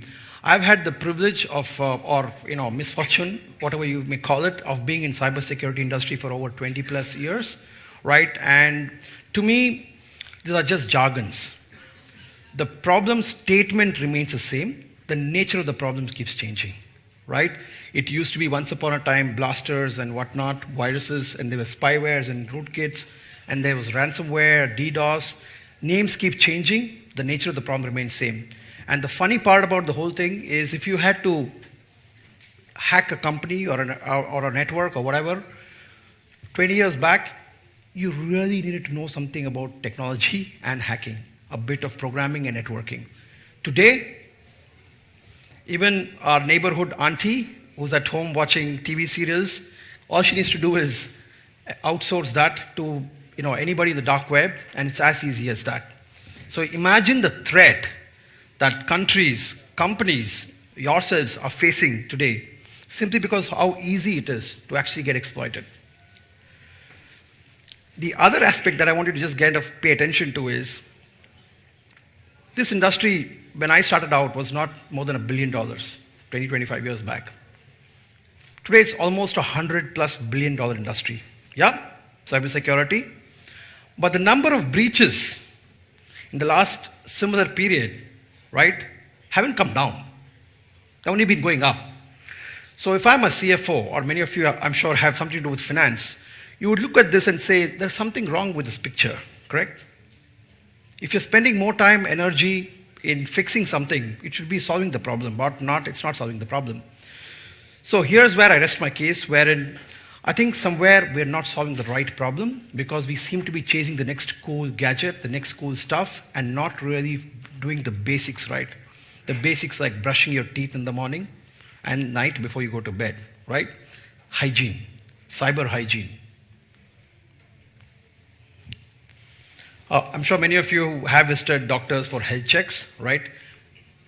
Most of us, when we turn 40, we have to do this annual health check. It's a kind of a must, right? When you go to a doctor and you want to know, the doctor asks you, how healthy you are. How do you think the doctor responds? Can I tell my doctor that I'm healthy because I walk 10,000 steps every day, I do marathons every year, or at least a half marathon, and what diet I'm on? Is that the answer you would give to your doctor? No. The only metric the doctor asks and sees is your blood test report and maybe MRI scan depending on your condition, right? But the way cybersecurity industry is, right, is if you imagine it was in a hospital, people very less number of times actually take a blood test, but directly go and get a surgery done. So what I'm trying to tell you is you're just chasing the wrong problems by buying maybe right technologies. Well, of course, you have the magic quadrant saying it is the best thing to do, but maybe it doesn't apply to you. Why? Because you're not doing the basic stuff. And if similarly, you report to a board or management at some point, somebody will ask you, hey, we've been spending so many crores or lakhs every year on cybersecurity for the company. How secure are we? What do you think the answer is going to be? Somebody will say, oh, we bought X firewalls, Y IPS, so many perimeters. I've spent 20 crores last year. My budget increased by 5%. Yes. But my question is, how secure are we? And I think that is where our company, Tenable, and that is where we believe the process of solving the problem needs to be, which is understanding your cyber exposure and your cyber score, right? If you obviously said to your board that we patched so many systems, he would laugh at you because that is not business metric, right? That's bullshit. That's a technical data. That means nothing to a business leader. What they look for is primarily metrics that you can measure and you can help improve and grow, right? And if you had metrics, you can actually run a more effective cybersecurity program as such, right? But the problem with this cybersecurity metrics is this.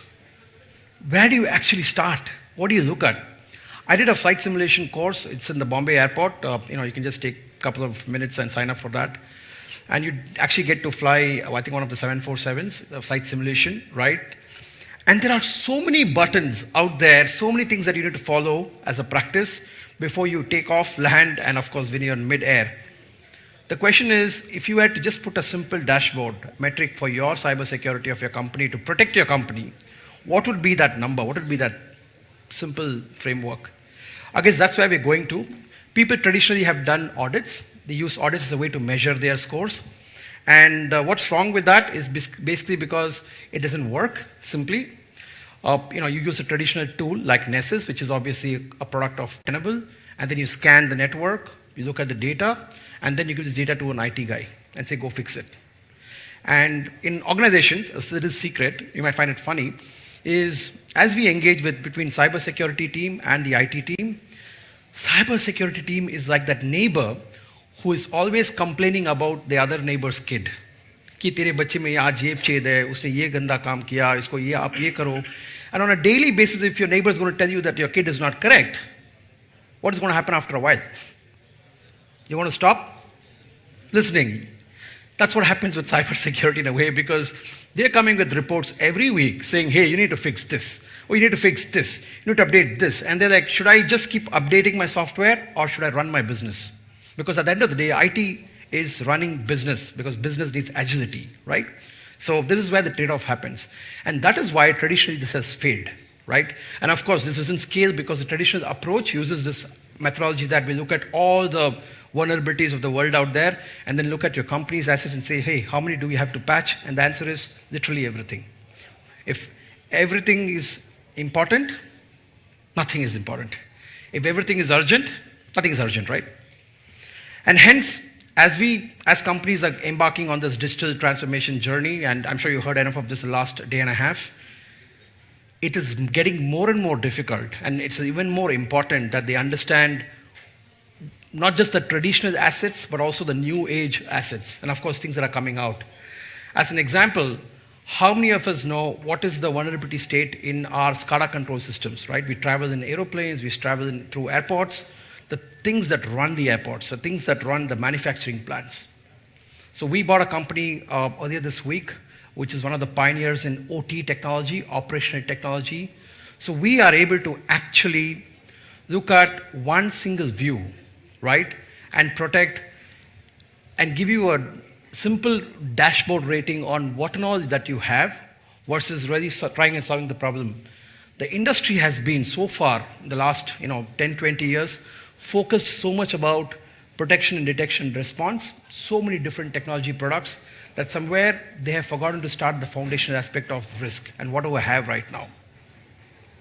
Tenable's technology primarily, like I said, looks at everything out there, including your IoT, your containers, your clouds, and whatnot, as your anything basically with an IP address out there, right?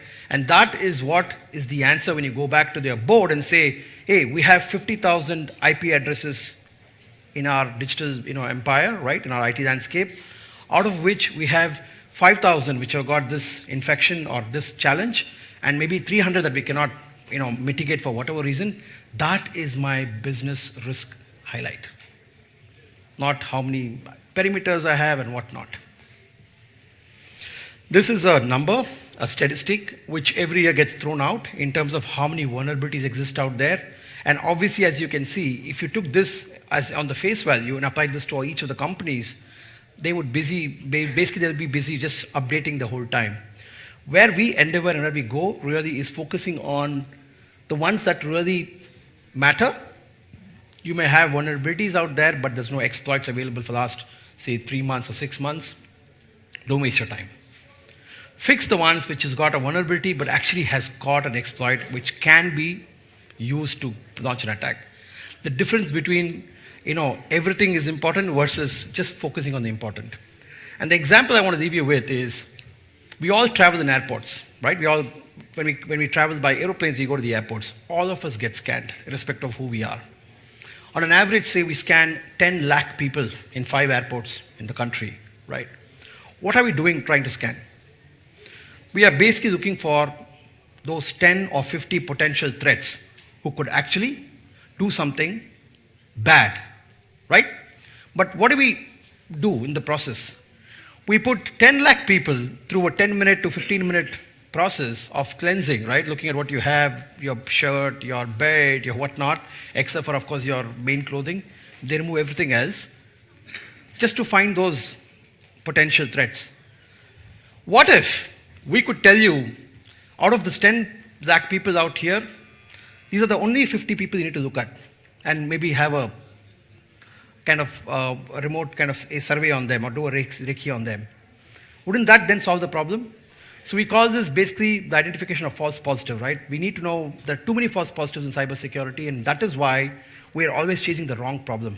And hence we get so much alerts from our existing systems, we get a fatigue where we tend to overlook the actual thing that can really do damage while looking at a lot of more false alarms.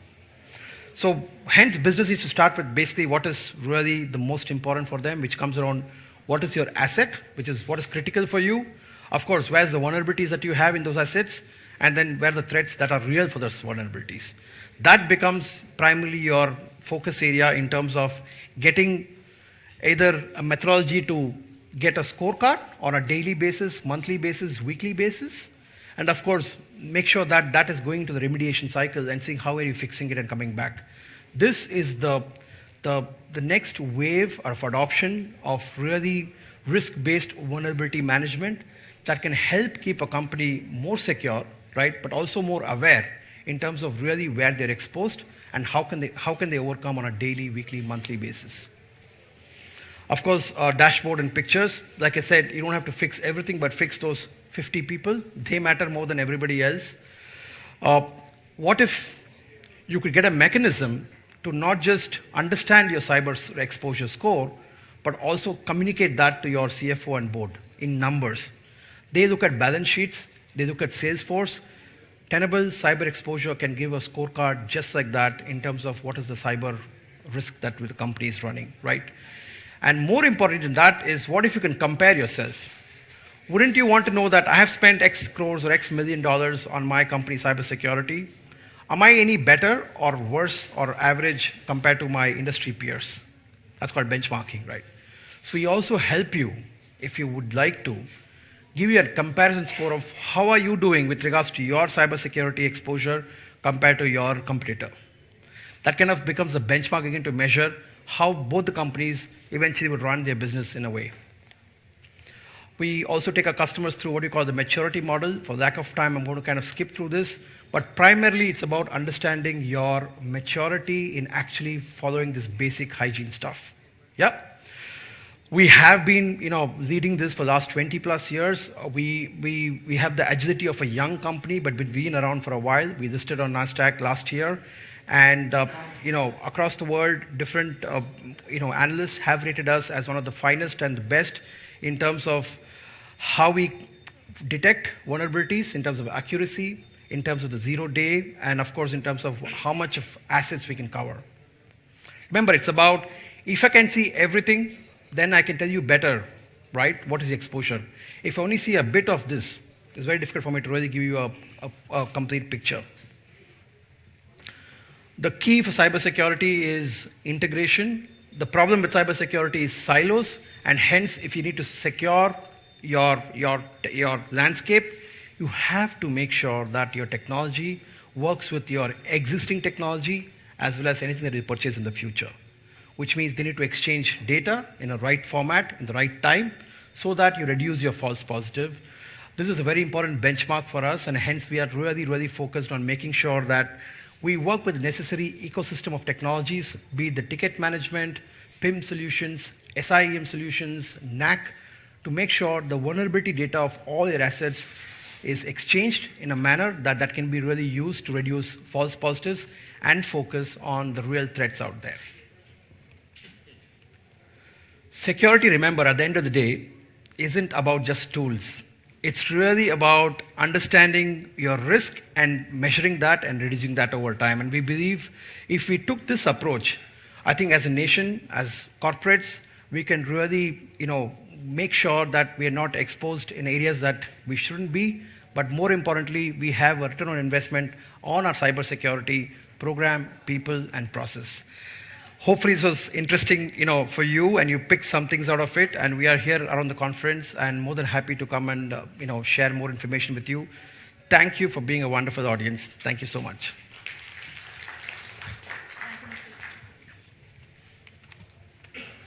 Thank you, Mr. Dayal. And I would request you to kindly stay back on the stage for a while. At this point of time, can I please request Mr. K.K. Mahapatra, Organizing Secretary and Head INFOCOM ABP Private Limited, to kindly step up on the stage and present a memento as a token of love and respect to Mr. Dayal. And the applauses were very, very few. I wish it was a little more. Thank you. Thank you, gentlemen. Thank you. With that, ladies and gentlemen, we're going to move ahead with our next session. Our next session is the INFOCOM Product Innovators Showcase. This is a special platform for showcasing new and innovative products. Our focus to host this session is to provide new innovators and entrepreneurs an opportunity and a platform to showcase their innovations to their relevant target audience at a unique and top-notch B2B platform like INFOCOM. Today, we have one such innovator showcasing his product. The rules of the showcase is just one. That is, you have exactly 10 minutes to showcase your product, and when the buzzer rings, you will have to stop. If we have time at the end, we will definitely take questions from the audience. Our presenter is from Matt Street Den today. He is Mr. Abhishek Avadhani, VP and Head of Finance, Strategy and Operations, Matt Street Den. In his current role, Mr. Abhishek is responsible for the finances and strategy development and execution at Matt Street Den. Prior to this, he was the co-founder and chief business and finance officer at Makajai, an edtech startup developing education gains for K5 kids, which he and his co-founders grew to 5 million global users with strong bottom line profitability. He successfully exited the startup in 2019. Prior to this, Mr. Abhishek was a part of the strategy and M&A team at Zensor Technologies, an RPG group company. Before that, he was a part of Morgan Stanley's private equity team dedicated to investing in Indian infrastructure and was a part of the investment banking team prior to that. Ladies and gentlemen, before welcoming Mr. Abhishek Avadani on the stage for his innovation showcase on Mastery 10, I now request Mr. Shantanu Dhanraj, the Director, Demand Generation Strategic Accounts, to kindly come up on stage for a brief intro on Mastery 10. A round of applause, ladies and gentlemen.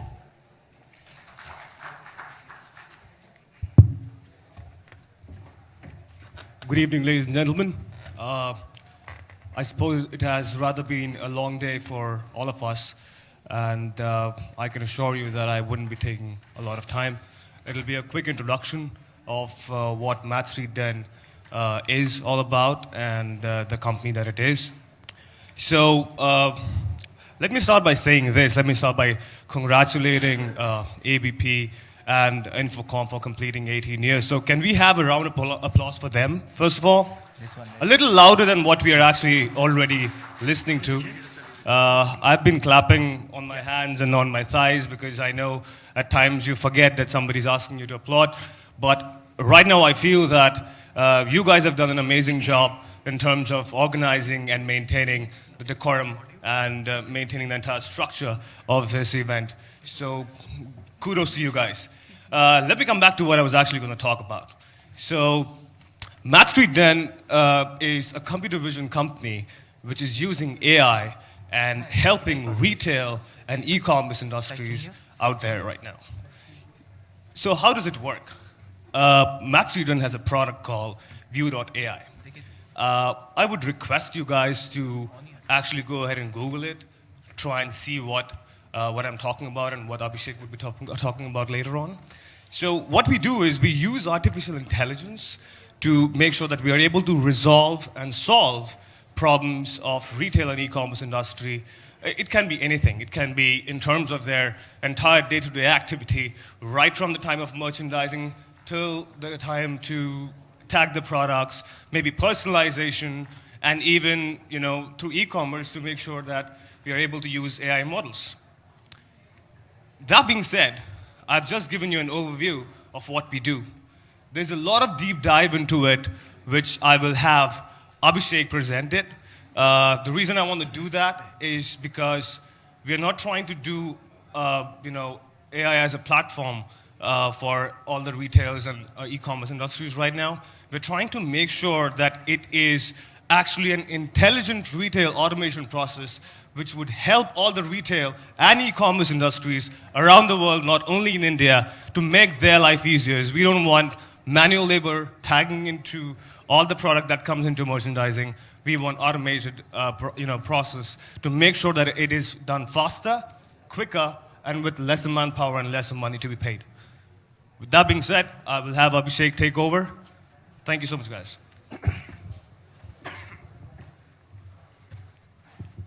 Yep, thanks a lot, Shantanu. So, so at Mastery 10, we serve retailers all across the globe. We serve some of the largest retailers in North America, in LATAM, also in India. Any retailers out here, by the way? Okay, so I just quickly take you through the key things, right? Okay, so when we started working on the retail vertical, what we realized is the retail problem is actually a data problem, right? And there are three big problems there. One is retail data is inaccurate. So you'll not believe, but a lot of catalog teams, QA teams, literally work across thousands and millions of SKUs on Excel sheets, right?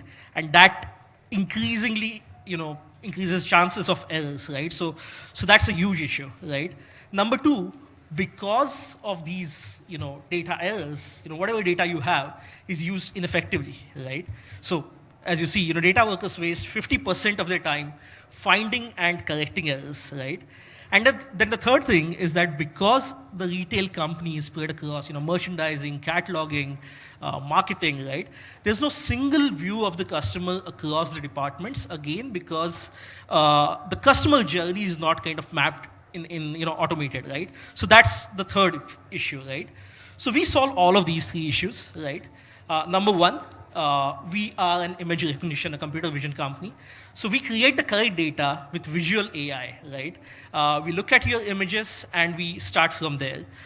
Number two, we automate the use of data across various workflows. We have different tools, different products for different functions, be it cataloging, be it marketing, be it photo shoots, right? And because now, we have this single, piece of AI flowing through your systems, right? We can create a unified view of the customer for the retail company and therefore bring a lot of efficiencies on the cost side and also drive a lot of personalization, which helps increase revenues, right? So that's what we are doing, right? We are reimagining the retail industry with AI, right? These 4 buckets, there are various products, right? And numbers that you see below are literally the ROI that we are driving for our customers, right? So number one, what we do is we recognize products. We automate the attribute extraction, right, through our automated tagging solutions. What that does is it reduces the time to market by 20%. That's a huge thing, right? You can, have new SKUs uploaded much quicker. We have a new product called View Model, which literally takes your hanger images of the products and puts it on the models in a digital way. And that literally, reduces the time of the photo shoots and the cost of the photo shoots drastically. So, that again leads to a lot of cost savings. We automate a lot of merchandising workflows, and we literally personalize the customer journey, right? Across the first time he's logging in till the time he's, going to the cart and making the payment. So that kind of drives a lot of revenue per visitor, right? So that's what we do. We create data, we analyze the data, we share the data, we learn the workflows, and because we are AIs, right, we automate these processes, right? It feeds back into our engines, and that helps us, drive better results to the customers every time. So, these are the products, right? Catalog management, styling, visual merchandising. We kind of can create different style profiles for our customers. We personalize the user journeys, as we said earlier, right? We have a lot of things called as View Studio, wherein we can automate social media, right? So these are the, this is one of our products, right? View Tag. What we do over here is, if a customer of ours, right, he were to literally send us his catalog of photos, our AI engine would kind of look at it and generate all of these tags or attributes, right? So you would know that, okay, this is an Indian red color, it's a short sleeve dress, it's a knee length, right? It would not only do that, it would generate the description, which is again optimized for search, right? And that's a huge thing. So you don't have to have your catalog team, punch in this data into an Excel sheet every time, right? All you do is your QA folks kind of just look at this, adjust the attributes maybe, but it significantly reduces your tagging times. So that's one of the products. The second is personalization. So if a customer is looking at this particular product, right, our engine will then start suggesting different products to you, either based on color, right? So if you kind of click on the red colored product, you can kind of then have different patterns and shapes, depending on what is your last click, will literally personalize your journey to as real time as possible, which is very different from a lot of other recommendation engines, wherein, typically they will personalize or suggest any product based on a cohort of users, not based on your particular journey. So that's a huge difference. And that literally, right, I mean, that's one of the examples for ROIs that we've driven, right? One of the largest, marketplaces in LATAM, right? they saw 180% increase in revenue per visitor, right? Between two product versions. That's a huge increase, right? It's almost 2x the revenues that you're driving. So that's the second product. The third product which we recently launched, and we don't have a slide for it, which is what is called View Model.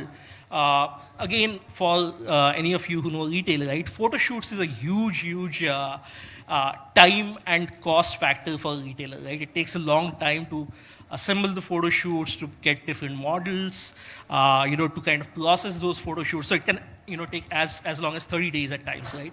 It can cost up to $1,000 for a photo shoot. So that's a fairly significant cost. Now, what we do with View Model is that if you send us just the hanger image of the product, right, we can have it digitally draped onto your models, right? And the entire process takes 2 or 3 days. That's it. So you reduce your cost, you reduce your time to market drastically from 30 days to about 3 days, right? And that also reduces the cost of the photo shoots because you don't need a photographer, you don't need, the models to be used over and over again, right? You can just simply drape a product on the model, and that's a huge ROI that we're driving. We're seeing a lot of excitement for these products across the globe. As I said, we work with the largest retailers in US, in Europe, in LATAM. We've just launched in India. We're seeing a very good response for the products here. So that's really it from my side. If you have any other questions, we still have 1 minute. So happy to answer that.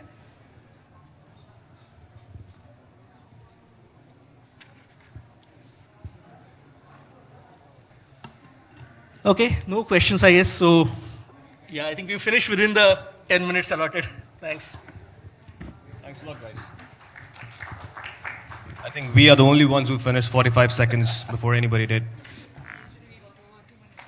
Oh. Wow. But thank you so much. Thanks, guys. Pleasure. All right, thank you, gentlemen. I would request, sir, kindly please stay back on the stage for a while. Mr. And at this point of time, again, can I please request Mr. K.K. Mahapatra, our Organizing Secretary and Head, Infocom ABP Private Limited, to present a memento. And I'm sure the crowd present over here can do a better applaud. Thank you, gentlemen. Thank you so much. With that, we're going to move ahead to our next panel discussion, which will happen in a while, and we're going to take a little time, a few minutes, for the setup. And while the setup is over here, all set, I have few informations which I have been sharing all through the day. Again, I would like to share it. First of all, please do fetch our app, that is INFOCOM, in your Play Store and your phones, and install the app, and please share your experiences over there. We would love to hear from you. Apart from that, we are also present on all the social platforms, social networking platforms, and if you wish, you can also share your experience, or if you have anything to share with us, apart from your experience, if you can share that as well. So you can meet us on our social media. We are actively present on Facebook. Please look for INFOCOM Connect.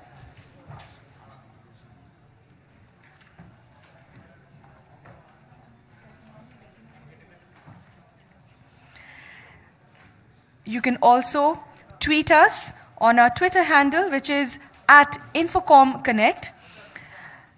On LinkedIn, we are present there as ABP Infocom.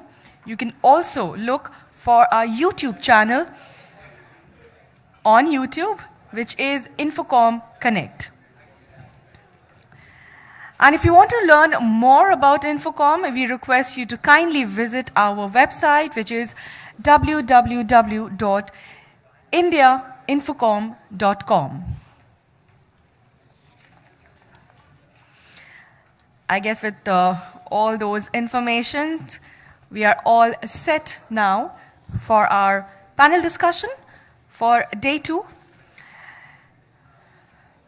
Ladies and gentlemen, the panel discussion this time will have a subject as Preparing for the Next Technology Wave.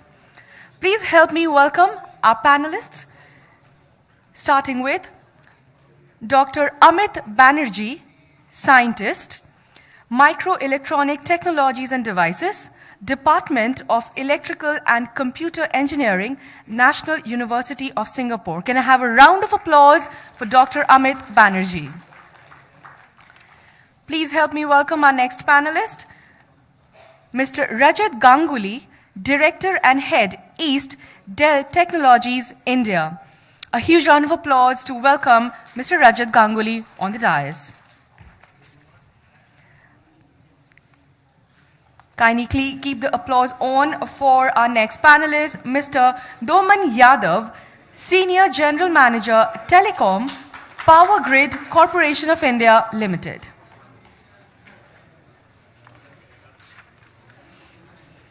Please put your hands together for our next panelist, Mr. Shupratik Banerjee, Vice President, TCG Digital Solutions Private Limited.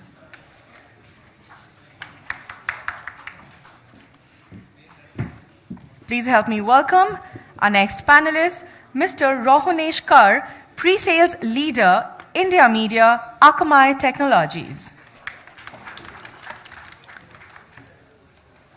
Put your hands again to welcome Mr. Agnesh Chattopadhyay, Head, Data Storage Business for North and East of India, Hewlett Packard Enterprise. And finally, please help me welcome our chairperson and moderator for this session, Mr. Atul Prakash Agarwal, Founder and Managing Director, Apt Software Avenues Private Limited. Sir, may I please request you to kindly take the session forward? Thank you so much. Thank you for the invite, ABP. Yeah. So we'll not spend too much time, just jump right into the discussion. I think we are running late. We have been hearing VUCA in and out for the last 2 days. If those of you who attended the motivational speaker session yesterday, he gave a solution for VUCA, which was SC. S for stable, C for certain, S for simple, and C for clarity. So in this session, we are going to look at technology as how it is creating VUCA or solving VUCA, making VUCA into SC, with real-life examples from the industry instead of just pure GAN. So I'll get started. We have a fair mix of representation. We have academia, we have government, and we have industry. So let me start, give the privilege to the academia. Amit, there you are. So let's start with your background being microelectronics. If you can enlighten us as to Industry 4.0, how academia and industry can collaborate, and what is the gap? Thank you, sir. So a very good evening. And I think I will just focus on the academic part of how we need to actually prepare for the next technology wave. Because I'm basically from academy, but I work very closely with various companies, basically industrial R&D. And one part which we commonly ignore in this kind of a very technical conference is that we need to prepare in terms of the next generation that we are looking at. They need to prepare for the Industry 4. So there is a huge gap that we felt in recent times. In last, I think, 10, 15 years, it has been talked a lot about employability. So the students who are getting their degrees from colleges, they may not know exactly what is happening in the industry because it is changing too fast. So from Industry 3 to Industry 4, it's a huge jump. And we can already feel how it is changing. And so from the best of the universities, what we do is we try very closely to work with the companies, and we try to minimize the gap so that the personnel who work in the universities, when they launch into the industries, they already know what they're dealing with. To deal with it, we need to build more corporate labs. We need to work closely with the companies. We need to have several national missions, like there have been a few launches recently on the national missions on AI, national mission on cyber physical systems and all that. And at the same time, we also need to think that we need to work on the technology for learning. We're looking at a scenario where we need to learn for all our life, a lifelong learning kind of a situation.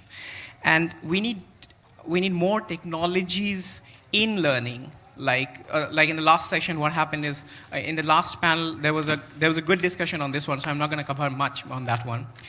At the same time, we have to create opportunities. Because, particularly for India, we are looking at almost 50% of our population is below the age of 25 right this moment. And we have to create opportunities using technology. And we have to prepare a whole generation that's on us to actually prepare to thrive in complexity. So I'll not take much time on this one. Thank you. Thank you. Yeah, so we'll move on to our next panelist from the government. That's, I think, Mr. Daman Yadav. Yeah. Would you like to talk about technology aspects of your work in Power Grid Corporation, innovation, and the VUCA-ness of it all? Thank you. Thank you, Mr. Agrawal, and good evening. Actually, you see, Power Grid Corporation is the biggest transmission utility of India, and we are very pioneer in accepting the new technologies. Presently, we have around, you can say, 800 kV of transmission lines, but also with the, you can say, association with the industry all concerned, we have developed the highest voltage of transmission line, which is 1200 kV in the country. So, and some lines also we are operating on that voltage. Further to that, we have used that transmission line to, you can say, diverse into telecom, where we are using the fibers on the transmission lines itself. Means along the top of the earth wire, inside there is a fiber. When you use that fiber, we have developed a backbone communication system along the country, and we are providing very reliable telecom system to all major telcos, all multinational companies, where they have very high bandwidth requirement in terms of 100 Gs and multiple of 100 Gs. Adding to that, the requirement of mobile operators, other than their bandwidth requirement, we are also now offering them that, like a BTS, they can use our transmission towers, which is roughly 40-50 meter of height. So antenna and all can be placed there. So whatever the problem we are facing regarding the space in the rural areas, the reliable power supply, which is a really challenge still now in the rural area. So, and the running of DG set, and because of that, the cost of the running system is very high, and most of the locations are becoming uneconomical. So in that case, we have just developed a solution, and it is successfully running now for last 2 years, where we have used the induction effect in the earth wire. We have what happening that now earth wire are earthed from the tower, and whatever induction happening in the earth wire, it is going to the ground as a waste, like a general transmission loss. So we have isolated the earth wire, and through that isolation we are trying to tap the power, and from that power we are trying to give to normal for BTS operation. So they can use the tower for their putting their antenna, BTS, and reliable power supply, so they need not worry anything, only they have just go and put BTS and antenna. So that will be, I think that will be a very good step in improving the rural connectivity in the country. Thank you. Thank you. Thank you, Mr. Dhawan. So basically, you know, they are providing high-speed backhaul connectivity to a lot of the operators, competing with RailTel, and utilizing the infrastructure to improve their own efficiency. So from a communications perspective. Moving on, I'll move to Akamai. Ronesh. Many of you may not know, Akamai had its own VUCA moment, I think, when they lost their founder to the 9/11 attacks. So I'm sure they understand VUCA very well. I'll ask Ronesh to speak about about Akamai's role in the OTT business, and what are the challenges that they face, and what is going on in this OTT business and all, which is a very hot area right now. Yeah. Thank you, Atul. Good evening, everyone. The way we see it, the media and entertainment industry is in the middle of a flux, because users are increasingly finding out that they don't need to depend on traditional form of consuming entertainment. So that's your television, right? And with the increasing penetration of mobile phones and smart TVs in the country, that's a big addressable market today. It's almost 800 million users split across smartphones and smart TVs. So with this increasing mobile penetration, demand for vernacular content, and a lot of these users coming from tier 2, tier 3 cities, the demographics are changing. And your content providers are actually finding difficult to keep pace at which the space is evolving, right? The usual social construct of every house having one television and everyone watching the same content slowly changing. Now, users are actually accessing content from a plethora of devices across different ecosystems, and they're always on the go. So that just adds to the complexity of delivering that content to the end user. Having said this, the expectation of the end user in terms of the viewing quality is still extremely high. They expect a broadcast-like experience on their mobile devices or on their tablets or desktops, right? The current infrastructure that we have, which is your 3G networks or your 4G networks or even broadband, they aren't set up to handle that kind of demand. The non-uniform experience that they deliver often results in a very poor viewing experience. A lot of you would, sort of agree to it, saying when you are in a car and you're trying to watch a match on Hotstar or Sony Live, you'll start seeing the video buffer, right? It's not down to the content provider or Hotstar or Z, it's also how our network infrastructure is set up, right? So that just adds to a lot more ambiguity and uncertainty because a lot of these factors are outside of their control, right? So your OTT partners, enterprises in general, partner with delivery platforms like Akamai to overcome some of these challenges, right? Like Atul mentioned, Akamai as a company, we sort of live the VUCA world. For us, things are constantly changing. Having said that, the one constant that we've always had is our Edge platform, which is a highly scalable, available, fault-tolerant content delivery platform that chooses or that provides low latency for delivery and ensures that we are improving the end user experience, right? The idea for us has always been staying as close to the end user who's viewing content. So our deployments span across all the important ISPs, and we are rapidly expanding in tier 2, tier 3 cities. The idea is every time a user is watching sports on Hotstar or watching his favorite sitcoms on Z or Sony Live, or even consuming news on NDTV or ABP News, we are close to the end user so that we minimize that latency.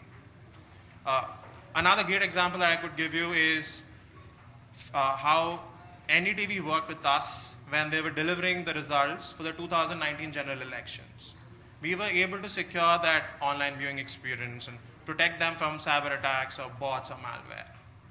And the last piece that our founder, Tom Layton, strongly believes in, which helps us survive in this VUCA world, and we end up helping enterprises, is by investing in people. That's one of the biggest differentiators we have in the industry because we invest a lot in people. We have a massive pre-sales services teams.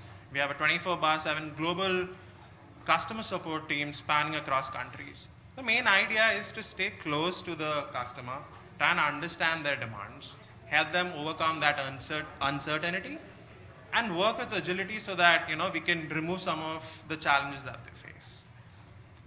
Thank you. So, quick question here. Reliance Jio announced a kind of a VUCA scenario where the first day, first show would be available on your phone and, don't have to go to a multiplex anymore.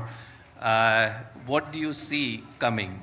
Do you see that there is a massive disruption in the OTT industry in India? No, absolutely. In fact, I think Hotstar had the advantage of being an early mover, but now a lot of the others are catching up. And if you look at Jio's portfolio, they have the most amount of channels today. And I think anything that Jio announces will only lead to more disruption. And I think all of us will benefit because it takes travel out of the equation and it adds a lot more convenience to what you do today. Right? So I think every time Jio announces something, all of us sort of benefit from that. I'll just open one question to the panel right now. What is based on whatever we discussed so far, what's the impact of 5G? If anybody would like to take this question. Means on the businesses, in your business or any other business, or your business in terms of, 5G comes in, all the thing you talked about buffering and all, does it go away? What happens? So I think 5G is going to be a critical inflection point for the country, because I think we've come a long way from, let's say, the last decade in terms of how we use the access that we had to internet versus how we actually use these devices. Today it's not unfair to say that most of your houses in Bangalore or Mumbai will have some sort of a connected smart device that's either reciting poems or telling you about the weather, right? So 5G is just going to add that additional element which will take this entire poor viewing experience away, because it will only improve your overall connectivity. And someone spoke about the fact that you're wiring up the rural parts of the country, everyone's going digital. This will just add to that. Thank you. I'll just try to take one answer on it. So Ronesh gave the user part of it. Sir started with the main trigger point of decentralizing the core of telco world. So 5G will actually decentralize what we have seen traditionally coming in the telco world for the last 15 to 20 years. There will be no core IT, everything will be distributed, and what Sir just mentioned to us, that will be the core of inception of the new technology wave. That they have to take it to the rural world, and that can be only done if we recycle the power, give the BTS a separate power stations, and like we come from the standard x86 world of business, which we call, so that will actually get disrupted. That's how it Perfect. Yeah. All right. So, Agnish, why don't I just move on to you? What about Hewlett-Packard Enterprise? They are also going through some soul-searching moments, purchase of Cray, purchase of Mapper, trying to make a foothold in the artificial intelligence machine learning market. So why don't you enlighten us as to how you see technology affecting your business and maybe some use cases? So I will do reverse, sir. I will start with the use case first, because that creates the opportunity and that creates the reason for what you started with. So I will start with the real world example. A bit core to my heart is the telco world. That's the reason I picked up the mic to answer the 5G question. So we have seen the largest telcos in the country going through this VUCA phenomena. When we create data in a telco world, that is when we acquire a customer, that is called activation of the customer. And when you make a first call, when I make a call to you, I create a small data packet called a CDR, call data record. How that CDR goes through from the first tower to when the bill is printed and given to the end customer is the treatment of the data from its cradle to grave. Within that, if I tell you, if the telco customer has an insight that who is a one-time SIM buyer who will make one call and throw it off, and who is that customer who is using his operations for last 12 years or 15 years, if the telco operator is able to differentiate between these two customers and create business opportunities, roll out offers to them, that will create more business use for them. What we can do in that forum? Today, we have created the data, we store the data in a forum, we use multiple applications to create business analytics and give it to the telco world. But at the end of the day, when all this goes inside the machines, are these machines capable of doing predictions? Are these machines non-vulnerable? Are these machines able to give you a futuristic approach that if I grow from 100 million subscriber to 150 million subscriber, can my units take the load out of it? That is where the answer comes. We are creating data, but where is the intelligent data platform? So everything comes from creation of that intelligent data platform. So what we are trying to do is, in Hewlett-Packard, we are trying to create that intelligent data platform and provide you insights into customers' internal hardware business, whatever we are providing to the end customer. That comes encapsulated with an AI engine, which is, in our terms, we call it InfoSight, that's a marketing term. But what it does machine learning from your internal I would say, the points which is taking from each unit, whether it's network device or server device or a storage device or an application site, whatever it is, and giving you predictive analytics and enabling the end user to take those business decisions. So it is not a technology-based business anymore. It is an outcome-based business. So that's what we are trying to do. So everything what you mentioned just now, the acquisition of MapR is to get faster machine learning tools on that. Acquisition of Blue Data is to create an aggregator of data lakes. And InfoSight is an encapsulation of everything to give AI inside the box to enable the end customer.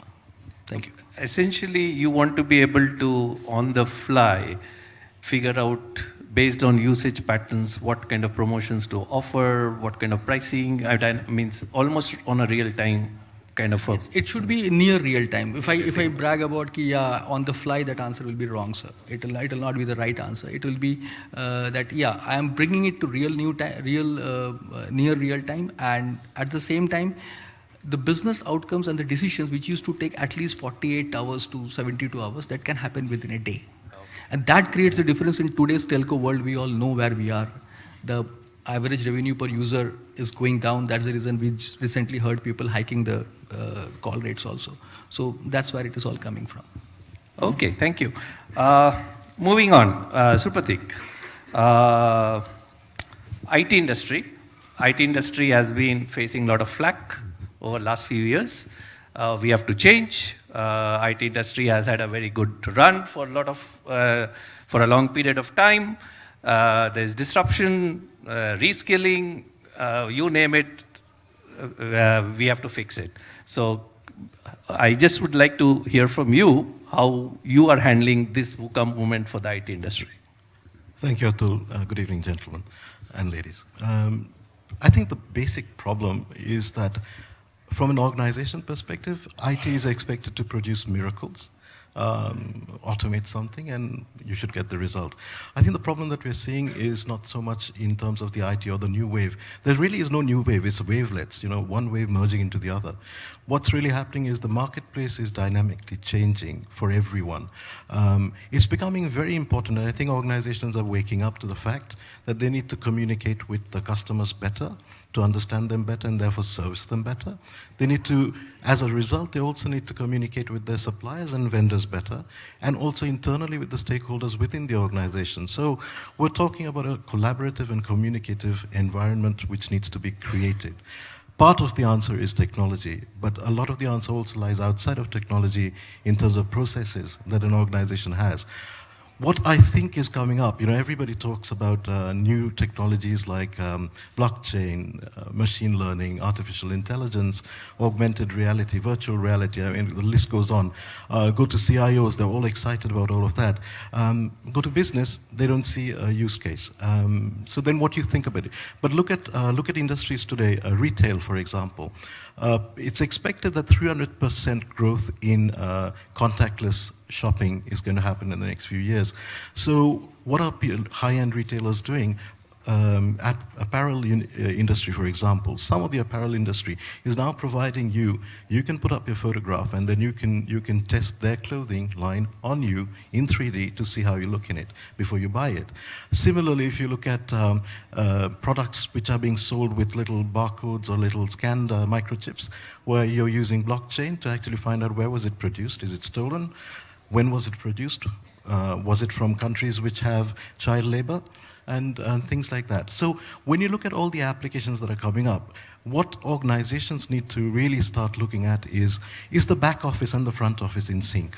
A lot of the time what happens is you land up automating the front office, and you want to do great customer experience. But in order to give great customer experience, you can onboard a customer in 5 minutes by giving a new automated registration form. But how can you process it quickly? If it's a telecom, can you actually give him the connection within 5 minutes as opposed to 3 days? Is your back office catered to that? So if it's not, so I think that's the gap that organizations are beginning to look at. And we see that what we really do is we provide only an analytics platform. It's a platform for communication. What we also do, more importantly, is talk to our customers to find out what do they want to do with it. And it's not just selling a particular technology, but does it make sense to them? That's the discussion we're having with our customers. I think that's the discussion we see where organizations are able to understand that they need to communicate within business and not leave it to IT to take the call for them, that are actually probably staying abreast of the VUCA world. Okay, thank you. But on a related note, I mean, trying to service your new world customers, how do you manage the skills part of it, which Amit also raised? What would be, how does industry deal with this massive shortage that we see? So I think one of the big problems that organizations usually face is when you land up buying a particular product, you need to have skill sets on that product. The world is slowly moving to open source in a very large way. Anybody coming out of any engineering school or any of the new kind of universities are well versed in some of these open source technologies. You get new people who are already trained on that. You don't need to spend too much money on that. Application comes from the IP of the industry. So whichever company you're working for, they know the business well. They'll tell you what the business problem is. You're getting a workforce which is not going to require that kind of expensive training. So I see that that's one of the areas that people are really looking at open source in getting to that. Okay. And just continuing on to Amit, is there now a need in the industry to focus more on the applications of technology rather than the theory and the core understanding of technology? It seems as if industry wants people who can just use tools today rather than know what is the fundamental basis of those tools. Yes, I might not completely agree on that part. Because the companies we work on, they're very keyed into innovation. I think all the big companies we are looking at, I won't name them, but these companies are scouting for new technologies in every possible university. They're collaborating with everyone. They're looking for technologies which can be the next $1 million or $1 billion business. And we're really looking at miniaturizing various technologies, like the 5G questions. I'd love to take it one more time. Because the aspect here is, I don't think we're really ready for 5G. We don't have the technology right now to build those devices. And we know what we want to do with them. Because if you talk about the automated vehicles and everything, we're testing out everywhere. If you go to NUS, you will see our streets are ready to test them out. But we don't have the speed. You need to have, you need to analyze data in a blink of eye. And that needs speed. If you're talking about quantum technologies, maybe the technology will take some time, but we know that several companies want to put it on your phone. And the only way they can put it on your phone is keep the server somewhere remote in the clouds and give you the access by a 5G or something really high speed data transfer. So we are really looking for this kind of technologies. And that will not really come from the universities only. That needs technocrats, that need technologists who are working very, very closely in the industries. And so I think the innovation is the key here. Okay, thanks. So while I just want to pick on your brain for one little item which is very close to my heart, and that is, since you have a microelectronics background, see, India is kind of way nowhere in terms of electronics and manufacturing and design. Design we have skills, but manufacturing and the ecosystem for, say, building IoT kind of products. What should we be doing as a country, you think, to kind of catch up a little bit? Yes, that's really an important question. That's something we have been very closely discussing with several people in recent times. I've been very closely working with several people, and the aspect is that I think as of now we have been ignoring the very importance of electronics or the computing as a totally. We thought that we could just continue to import these things. And now we understand that even if you want to do computing, you need a back end. And all these companies which are abroad, and at one point they will stop supporting your high-end computing or defense or other aspects if you don't have the in-house technologies available. that's happening with some other countries. Yeah, and with the trade wars and stuff like Yes, that, sir. it could be any time, somebody pulls the plug, no Intel chips for you, and that's it. Okay. So I think for a country, I think we're already taking enough measures. There have been several initiatives that has been taken, like some of this, like as like we have this national AI mission, we have a national cyber physical systems missions, we have electronics parts coming up everywhere. We are looking at new technologies. We are rebuilding the whole infrastructure. So I think the future is bright.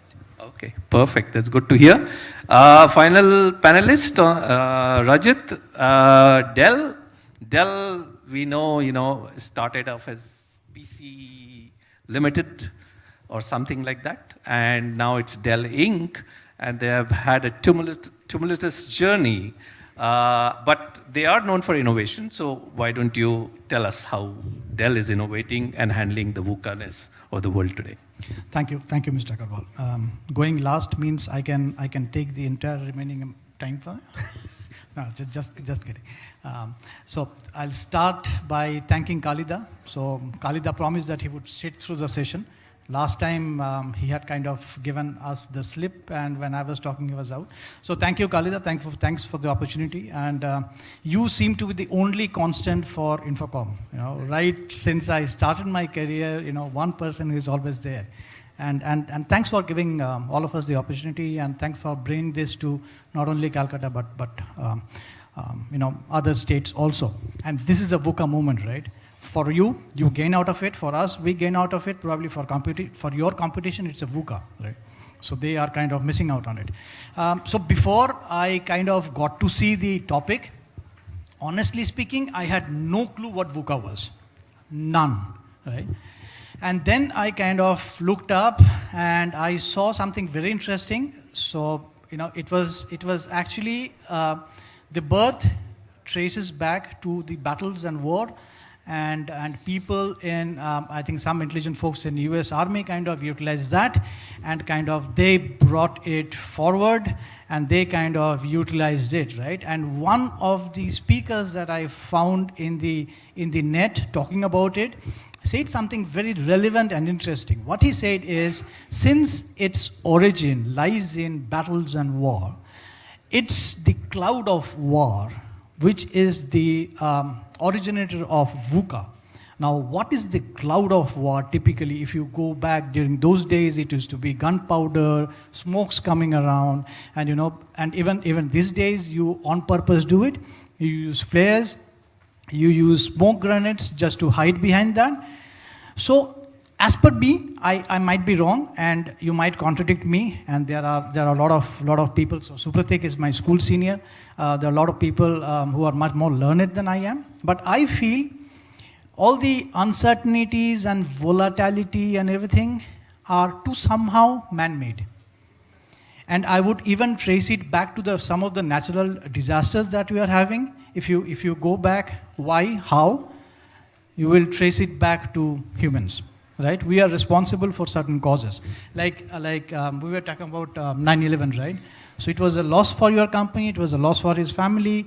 But just imagine the other side of the coin. What would have been Osama bin Laden doing to it?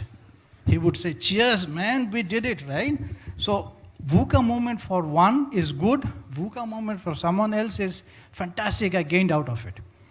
In that, I would come later that what I intend and what I intend to say, that how do you control VUCA. But again, let me trace it back to the subject that we were given, that how technology and modern technology has come, and few new things that are happening, and how do you trace it, and how do you reconnect the dots to trace it back to VUCA. I saw a few days back something very interesting. So we were all talking about IoT.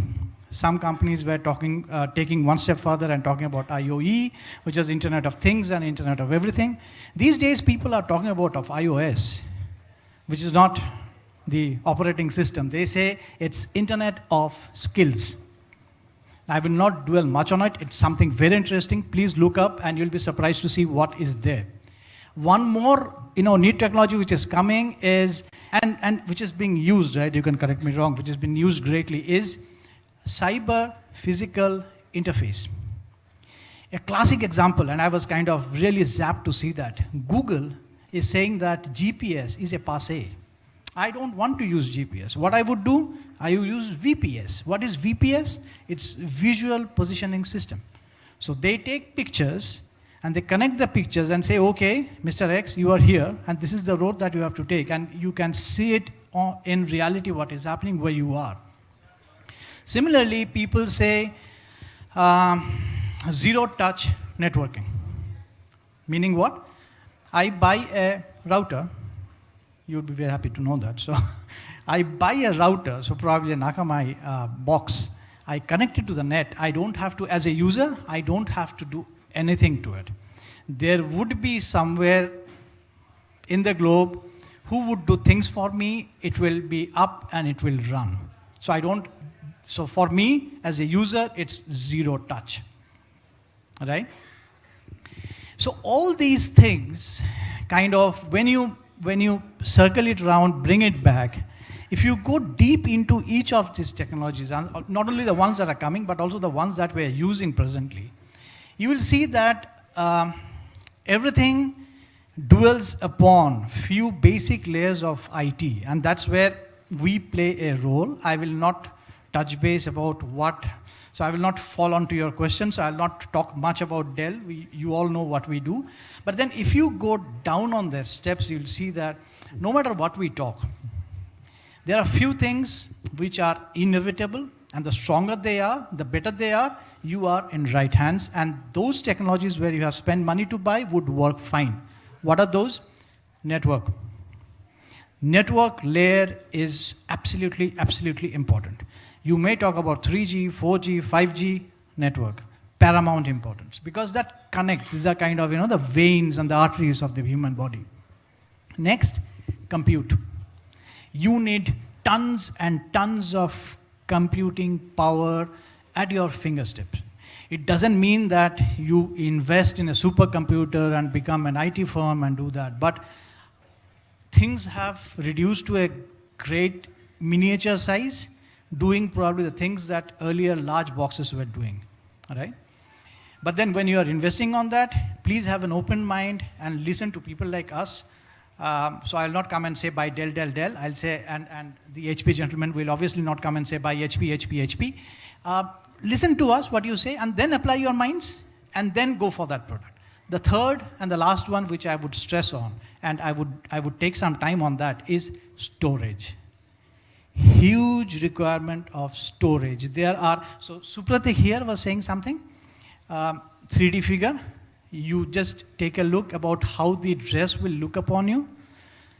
If I don't have proper storage, I wouldn't know what Mr. Agarwal tried last time, so that the next time Mr. Agarwal goes into the store, I will again give certain things which he had probably rejected, right?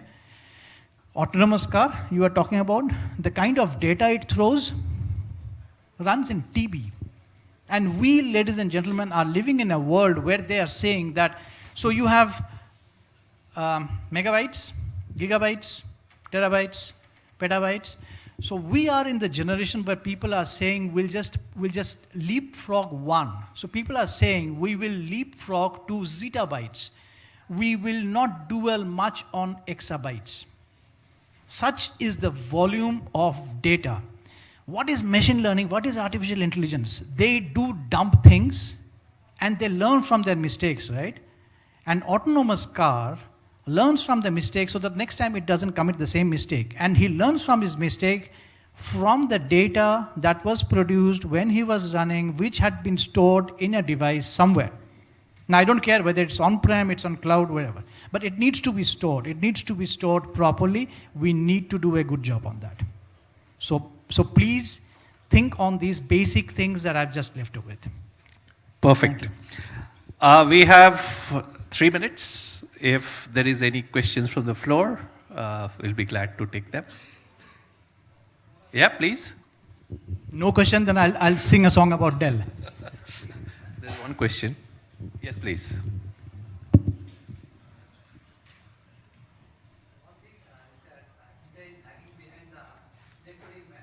Am I audible?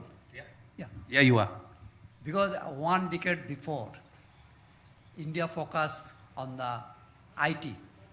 Earlier it was the Department of Electronics of Government of India. And after that, it was named as a Department of IT.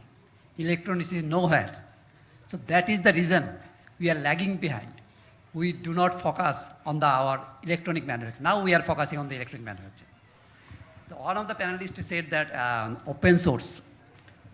Yes, open source, some of the open source is cheaper. But in case of database, I find, it is my personal opinion, that open source database is a costly than the proprietary database.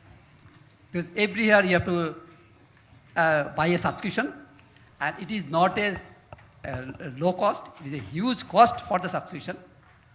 For the proprietary software, you buy one time and you will get the update. But in case of open source, every year you have to buy the subscription, otherwise you will not get any patch or update. Sir, you have any, you're giving your opinion, you have a question? Okay. Yeah, so anybody would like to counter the gentleman on open source? Yeah. No, he's very right. I think what the industry is doing is, one reason of looking at open source is in certain applications. You're right, but storage will always be, people will take a HDFS from Hadoop, or they'll take RDBMS from one of the RDBMS vendors.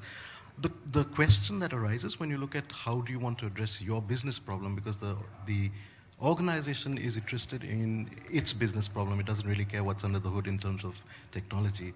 What they want to do is, what's the best price trade-off in order for you to get business? You can get the best technology, but it is not viable to address the business problem in hand. So I think you're right. There is a line, there is a certain drawbacks of open source. There are companies which have come out which make the difference of open source from the market without enterprise support versus open source in the market with enterprise support. The reason I'm telling that is we do that. We have open source for data ingestion, for advanced mining in R and Python, but we also provide enterprise support for that. So it's like you would buy SAS or IBM, and you would get the support the same way. But again, it's a question of how you balance it off between what you're solving and how much you're willing to pay for it. Last question. Yeah. Okay. So the gentleman Supratik is Mr. Salil Das. He's from Government of Tripura. Yeah. So thank you, sir. Thank you for the question. Thank you so much. I really enjoyed that music. So, sir, now let me just come on. I get paid by Dell, so if I don't say anything about Dell, I'll be killed when I go back to office. So something about what we do as far as open source is concerned. It's not that, say, suppose you buy a switching platform from us, right? Now, I would say it's reasonably open source or on SDN, and you are free to make a choice. Now here, I would not come to you and say, sir, here's the box, and if you don't like the box, you just give it to someone else and he'll be able to manage because it runs on open source. I will not say that. I will not say, sir, find your own software and run on it. I don't care a hoot because I've already got my money out, so tada, I'm off. No, what I would tell you is, rather than locking you on the box with an operating system which you cannot change, and which is married to the box, I will come and propose a switch and give you a list of operating systems which are third party, which has been developed to run fantastic as a switching application, and tell you, sir, which one makes sense for you. Now that is also an open source with some bit of objectivity which helps the customer, right? Rather than saying open, absolutely open, you make your own choice or you write your own codes, which just adds on to the codes that I already have. Thank you, sir. Databases. No, absolutely, sir, I agree with you. Yeah. So there are, I wouldn't like to name my competition, but there are a lot of people who kind of, throws it on that side, right? So HP will also add to me. So we are the good guys. There are a lot of bad guys in the world. Yeah. So, and I think we'll wind up. All right. A big thank you to the panelists. Please give them a big round of applause. I hope it was sweet and short. I hope there were some takeaways. They are available if you would like to have any follow-up questions with them. Thank you. Thank you, gentlemen. I would request all of you to kindly stay back for a while on the stage. And may I please now request Mr. K.K. Mahapatra, Organizing Secretary and Head, Infocom ABP Private Limited, to kindly present the memento as a token of love and appreciation to all the panelists here present on the dais. And can I please now request all of you to give a huge round of applause to all our panelists. I'm sure you can do much, much better than that. Thank you so much.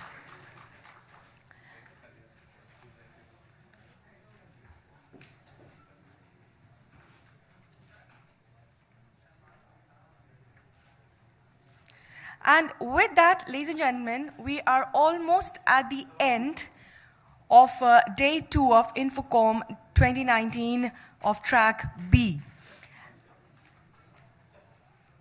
For the last keynote session,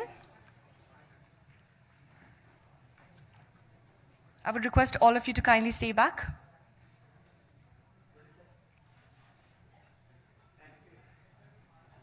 Thank you, gentlemen. Thank you.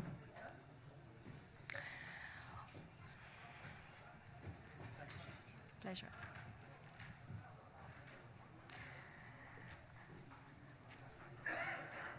Our last keynote session is on enabling a cyber-secure digital India. Our keynote speaker for this session is Mr. K.P. Unnikrishnan, Vice President, Marketing, Asia Pacific and Japan, Palo Alto Networks. Mr. K.P. Unnikrishnan is a part of Palo Alto Networks' regional management team that is responsible for the company's growth strategy in the Asia Pacific and Japan region. He runs strategic initiatives across the region to help industry, academia, and government organizations be more cyber savvy and improve their cyber prowess to have a breach prevention based infrastructure. Mr. Unnikrishnan has worked in the technology sector for the last 24 years, including management roles in marketing, strategy, partnership, and sales. Prior to Palo Alto Networks, Mr. Krishnan was the APAC Marketing Director of Brocade Communications, focused on executing the company's strategy across the region with a key focus on growing their IP business. Before joining Brocade, Mr. Unnikrishnan spent over 10 years in Sun Microsystems in marketing, teleweb sales, and alliance sales leadership roles. Ladies and gentlemen, may I please request all of you to kindly help me welcome Mr. K.P. Unnikrishnan, our keynote speaker for this session, with a huge round of applause.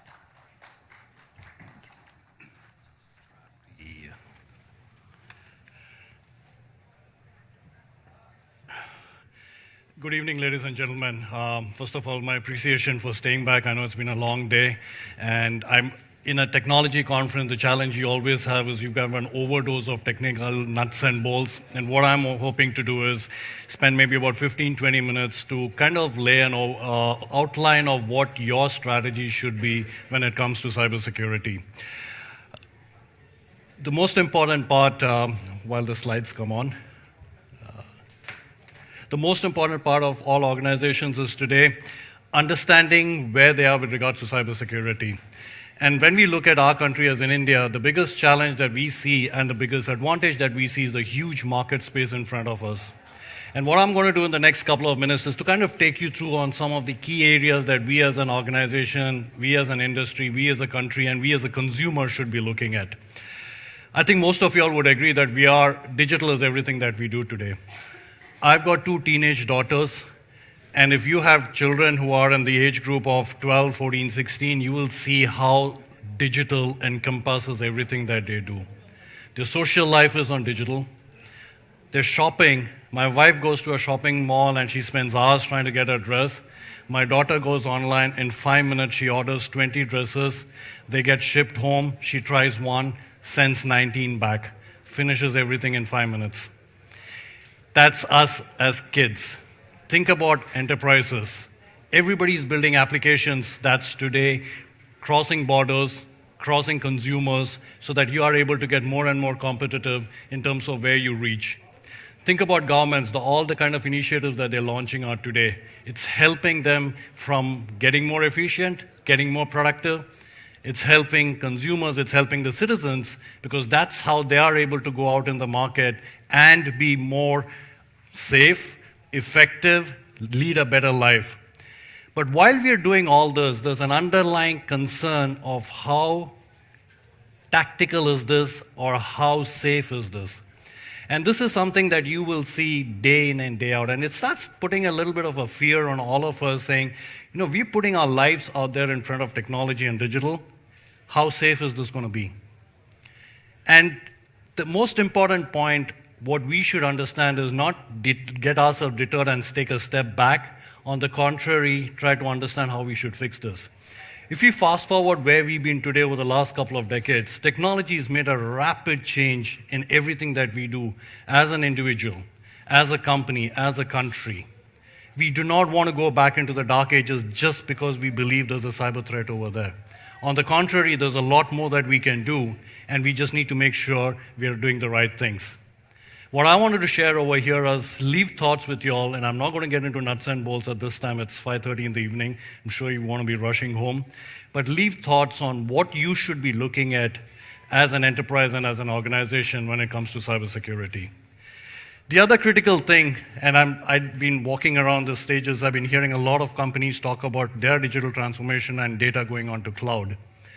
You like it or not, your data is on the cloud. If you're not there today, it's already there tomorrow.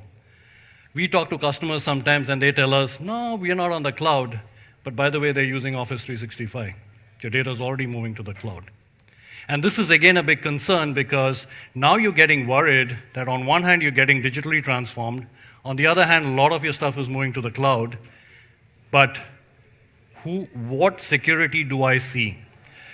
We did a study which came out just actually about a week back on some of the top enterprises in India. This was an Asia-Pac-wide survey, but we ran this specifically even for India. This is something that's accessible to you. We did this with an analyst firm called Over. What this basically tells you is 72% of the decision makers are depending on cloud providers to give them security. Biggest mistake.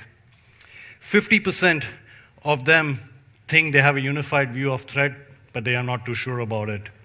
70% of them straight away say, we do not know how security is going to be managed. And these are some of the largest enterprises who've moved their data already to the cloud. That's a red flag. We as a country, when we are thinking about moving and creating the next digital India, this is one area that we should start arresting now. And this is precisely the reason why we did the study, because we want to be there and making sure it's not about us as a company or a technology, it's about creating that awareness with markets and industries to know what's out there. What is the other challenge that organizations face? When we talk to customers, when we talk to the industry, on an average, they're interacting with over 200 technology vendors purely on security. That's a concern, because you have, and nothing wrong with all of this, because these are all respectable and valuable brands and technologies that's there today. But the point over here is, as a CIO, what should they be doing? As a CISO, what should you be doing? Should you be thinking about your business and your security, or should you be thinking about how you tie all of these things together? And that's what a lot of organizations are facing today as a challenge. Their worry is, how do you kind of manage all of these things? I highlighted this last time I presented, but I thought this was important to bring this out again and again, because you do not know what you do not know. One of the key things that we want the industry to understand, or the organizations to understand, is how secure are you? And this is something that we did for one of our companies who wasn't a customer at that time. We call it the Security Lifecycle Review. It's like a health check. What it basically does is, and this is not very clear over here, we did this in one of the leading banks in Southeast Asia. We basically said, they said, we're secure because the authorities asked us, do we have a firewall? We said, tick mark, yes, we have a firewall, we are secure. Then this is what we did, and we found out. This is a bank. The highest amount of bandwidth that's being used in that bank was from a Chinese application. Nobody knew what it was. We did a Google search. It's an app that's used to camouflage your surfing patterns. You're a bank. What are you doing with an app that's used to camouflage your surfing patterns? So when we start digging deeper and deeper, these are the kind of breaches that we start figuring out. Your highest bandwidth, who are the people who are using it? Where is this coming from? Which are the protocols which have been breached? Which are the websites that the organizations are going to? And what is hilarious and maybe embarrassing as you start pulling this information out is the last one which I jump in, and again, it's not very clear. The top 20 visited websites from the bank was adult porn sites. This is what comes out with these kind of reports. And this is what we keep on going back and telling the organizations. When you're talking about your digital transformation, when you're talking about creating security, look inwards. How secure are you? You do not know what you do not know, and this is why it's important on how you kind of manage this. More and more when we speak to the boards, they're kind of struggling because they're trying to understand how secure can we be? Who is the right vendor? What's the right technology that we should be using? And there's no single answer. There's no one company who could come back and say, listen, we're going to be managing everything for you, because they would be lying. The problem you have in the cyber industry is, as you probably know, the cyber mafia is larger than the drug mafia today. It's over $1 trillion. And you're in a market where today, breaching, I heard somebody in the morning talk about $100. He stands corrected, it's $1.25. You can buy a hacking kit at $1.25. That's where it starts off. As your compute power goes up, your cost of attack comes down. This is going to be an ongoing thing. So what organizations have to do is you have to think differently on how your cybersecurity should be. And this is where we see this as more and more organizations taking a lead. Think about it. Of all the breaches that happened today, did they not have the right tools? Did they not have the best tools? They absolutely did. The challenge they had was they had tools which weren't talking to each other. You could get a breach at the endpoint, but there's no way on earth that endpoint is going to be talking to your data center onto your network. You could get breached out of your cloud, and there was no way on earth these ways were talking to each other. So the problem organizations face today is when there's an attack, there's first limited visibility. The SOC may not see what's coming, or they may not be able to see what's happening on which part of the network. By the time they start understanding that, they will have to figure out what is the correlation to it. Does an IPS talk to a UPS? Does it talk to an APT? Where there's the sandboxing coming in? It's all disparate systems. Unlike a hardware technology where Windows would talk to each other or Unixes would talk to each other, cybersecurity organizations will never open their source codes. And this is going to be an ongoing challenge. And last but not the least, when all of these things tie together, the only way people fight that is by throwing human beings over there. Keep in mind, the adversary is automated. He creates technology, it's on machine learning. He automates the whole thing, and they push it out as phishing attacks. What do we do as an industry? We throw human beings onto it. That's a battle that will never be won. Man versus machine, right? It sounds like one of those Terminator movies, but that's a battle that never be won. So what do organizations need to do? You need to build technologies that, along with speed, you need to have simplicity. There will be complex systems, but how do you make sure you are creating and you're working with technology vendors that give you the simplicity to respond to a threat? Responsiveness to a threat is the most critical thing on how cyber threats can be fought. Today, the time taken to create a new threat is between 4 to 8 hours. That's the speed at which something can be turned around. We as an organization and industry need to cut that to maybe 5 minutes. If you get breached, you have less than 5 minutes to close it and turn it around before you the whole thing gets infiltrated inside. The other important thing is, as an organization, today, how are you successful? You have your various offices, you have various vendors, you have contractors, you have global workforces, you have people who do BYOD working from different places. You as an organization need to have full visibility on every part of your organization. What's the data moving onto the cloud? What apps are coming into your organization? What are the kind of contents that's being used? What are the users? If I'm a marketing guy, should I be getting access to financial data? If I'm a sales guy, should I be getting access to HR data? And this is how you kind of start tying all these together to make sure you know where you're tying and you're closing the users from the content and the app. The other important thing, and as I keep on highlighting, is the integration. This is critical. This is where the whole platform story comes into place. Why is Apple successful today? Because they've got this huge, vibrant community of people who have created apps that sit on the network, sit on an app store that an user can use. Cybersecurity needs to be something like this. You need to have people coming together, and this is why a lot of organizations are creating something called a Cyber Threat Alliance. Customers come together, share best practices, share threats. Today, when a breach happens, two hackers sit in a bar and they talk about what they did, and they share their hacking kit, and the next guy goes and attacks some other bank. What we have to do as an industry is start sharing that information, learn from how this is happening. Some governments are putting legal implications in place. You have to do an SEC filing in the US when a breach happens. Many countries in Asia are still far away. Why do we have to wait till that? You've got to make sure you've got the right technology, you've got the right people, you've got the right processes, and you've got the right industries and vendors coming together to help that happen. And also the other critical component would be how you create the whole thing through automation. Today, machine learning and AI is being used in the way you market, the way you use consumers, the way you go to the bank, everything that you do as a consumer. You should be bringing the same thing to start preempting how cyber attacks can happen. And today, there are tools that do that. You can look at surfing patterns and you can create behavioral modeling on how potential threats can happen. I always keep on saying this, and we hear this across in the industry. Cyber is a mathematical equation.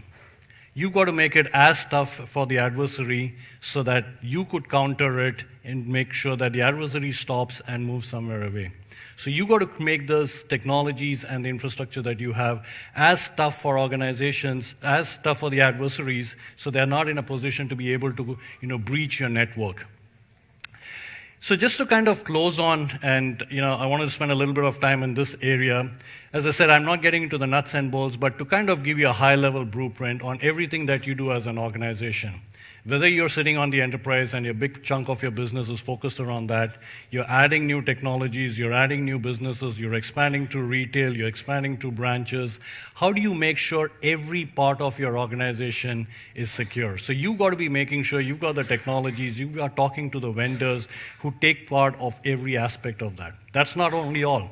When you start moving your data to the cloud, you start moving your workloads to the cloud, the biggest misnomer a lot of organizations have today, my data is on the cloud, my cloud service provider is going to save me.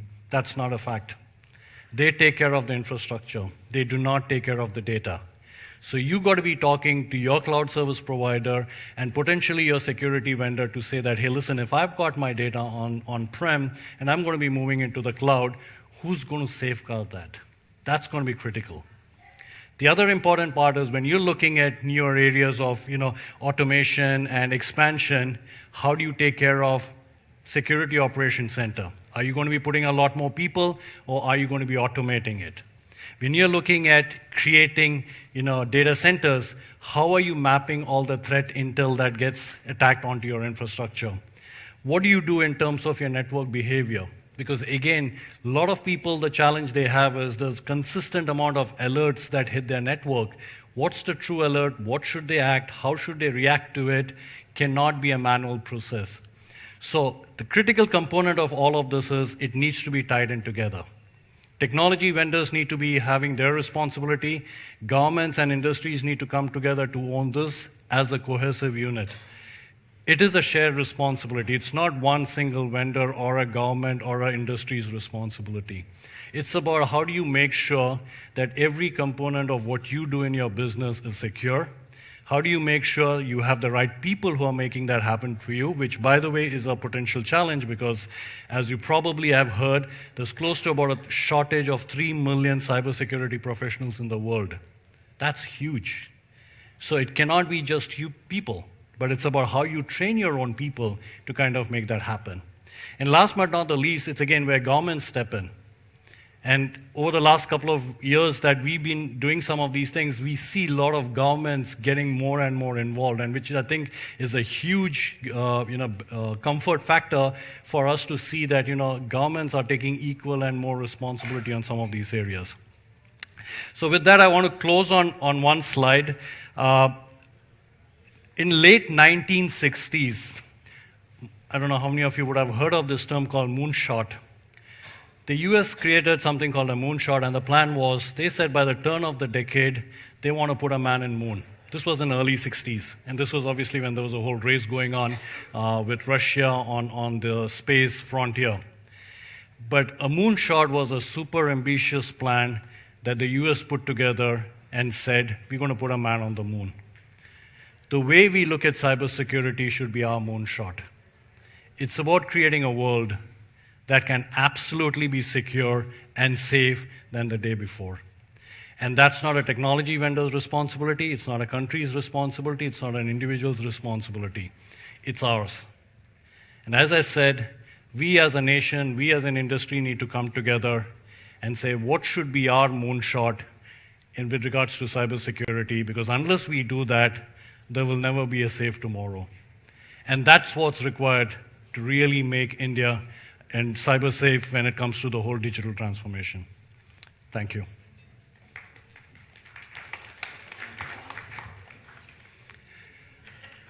Thank you, sir. Can I please request you to stay Sure. back? And may I please invite and request Mr. D.D. Purkaista, Managing Director and CEO, ABP Private Limited, and Chairman of INFOCOM to kindly step upon the stage and present a memento as a token of love and respect from us to you. And a huge round of applause, ladies and gentlemen. Thank you. Very long time. Good to see you. Very well, thank you. Yes, very much. How are you? Thank you. Thank you. Thank you, gentlemen. Thank you so much.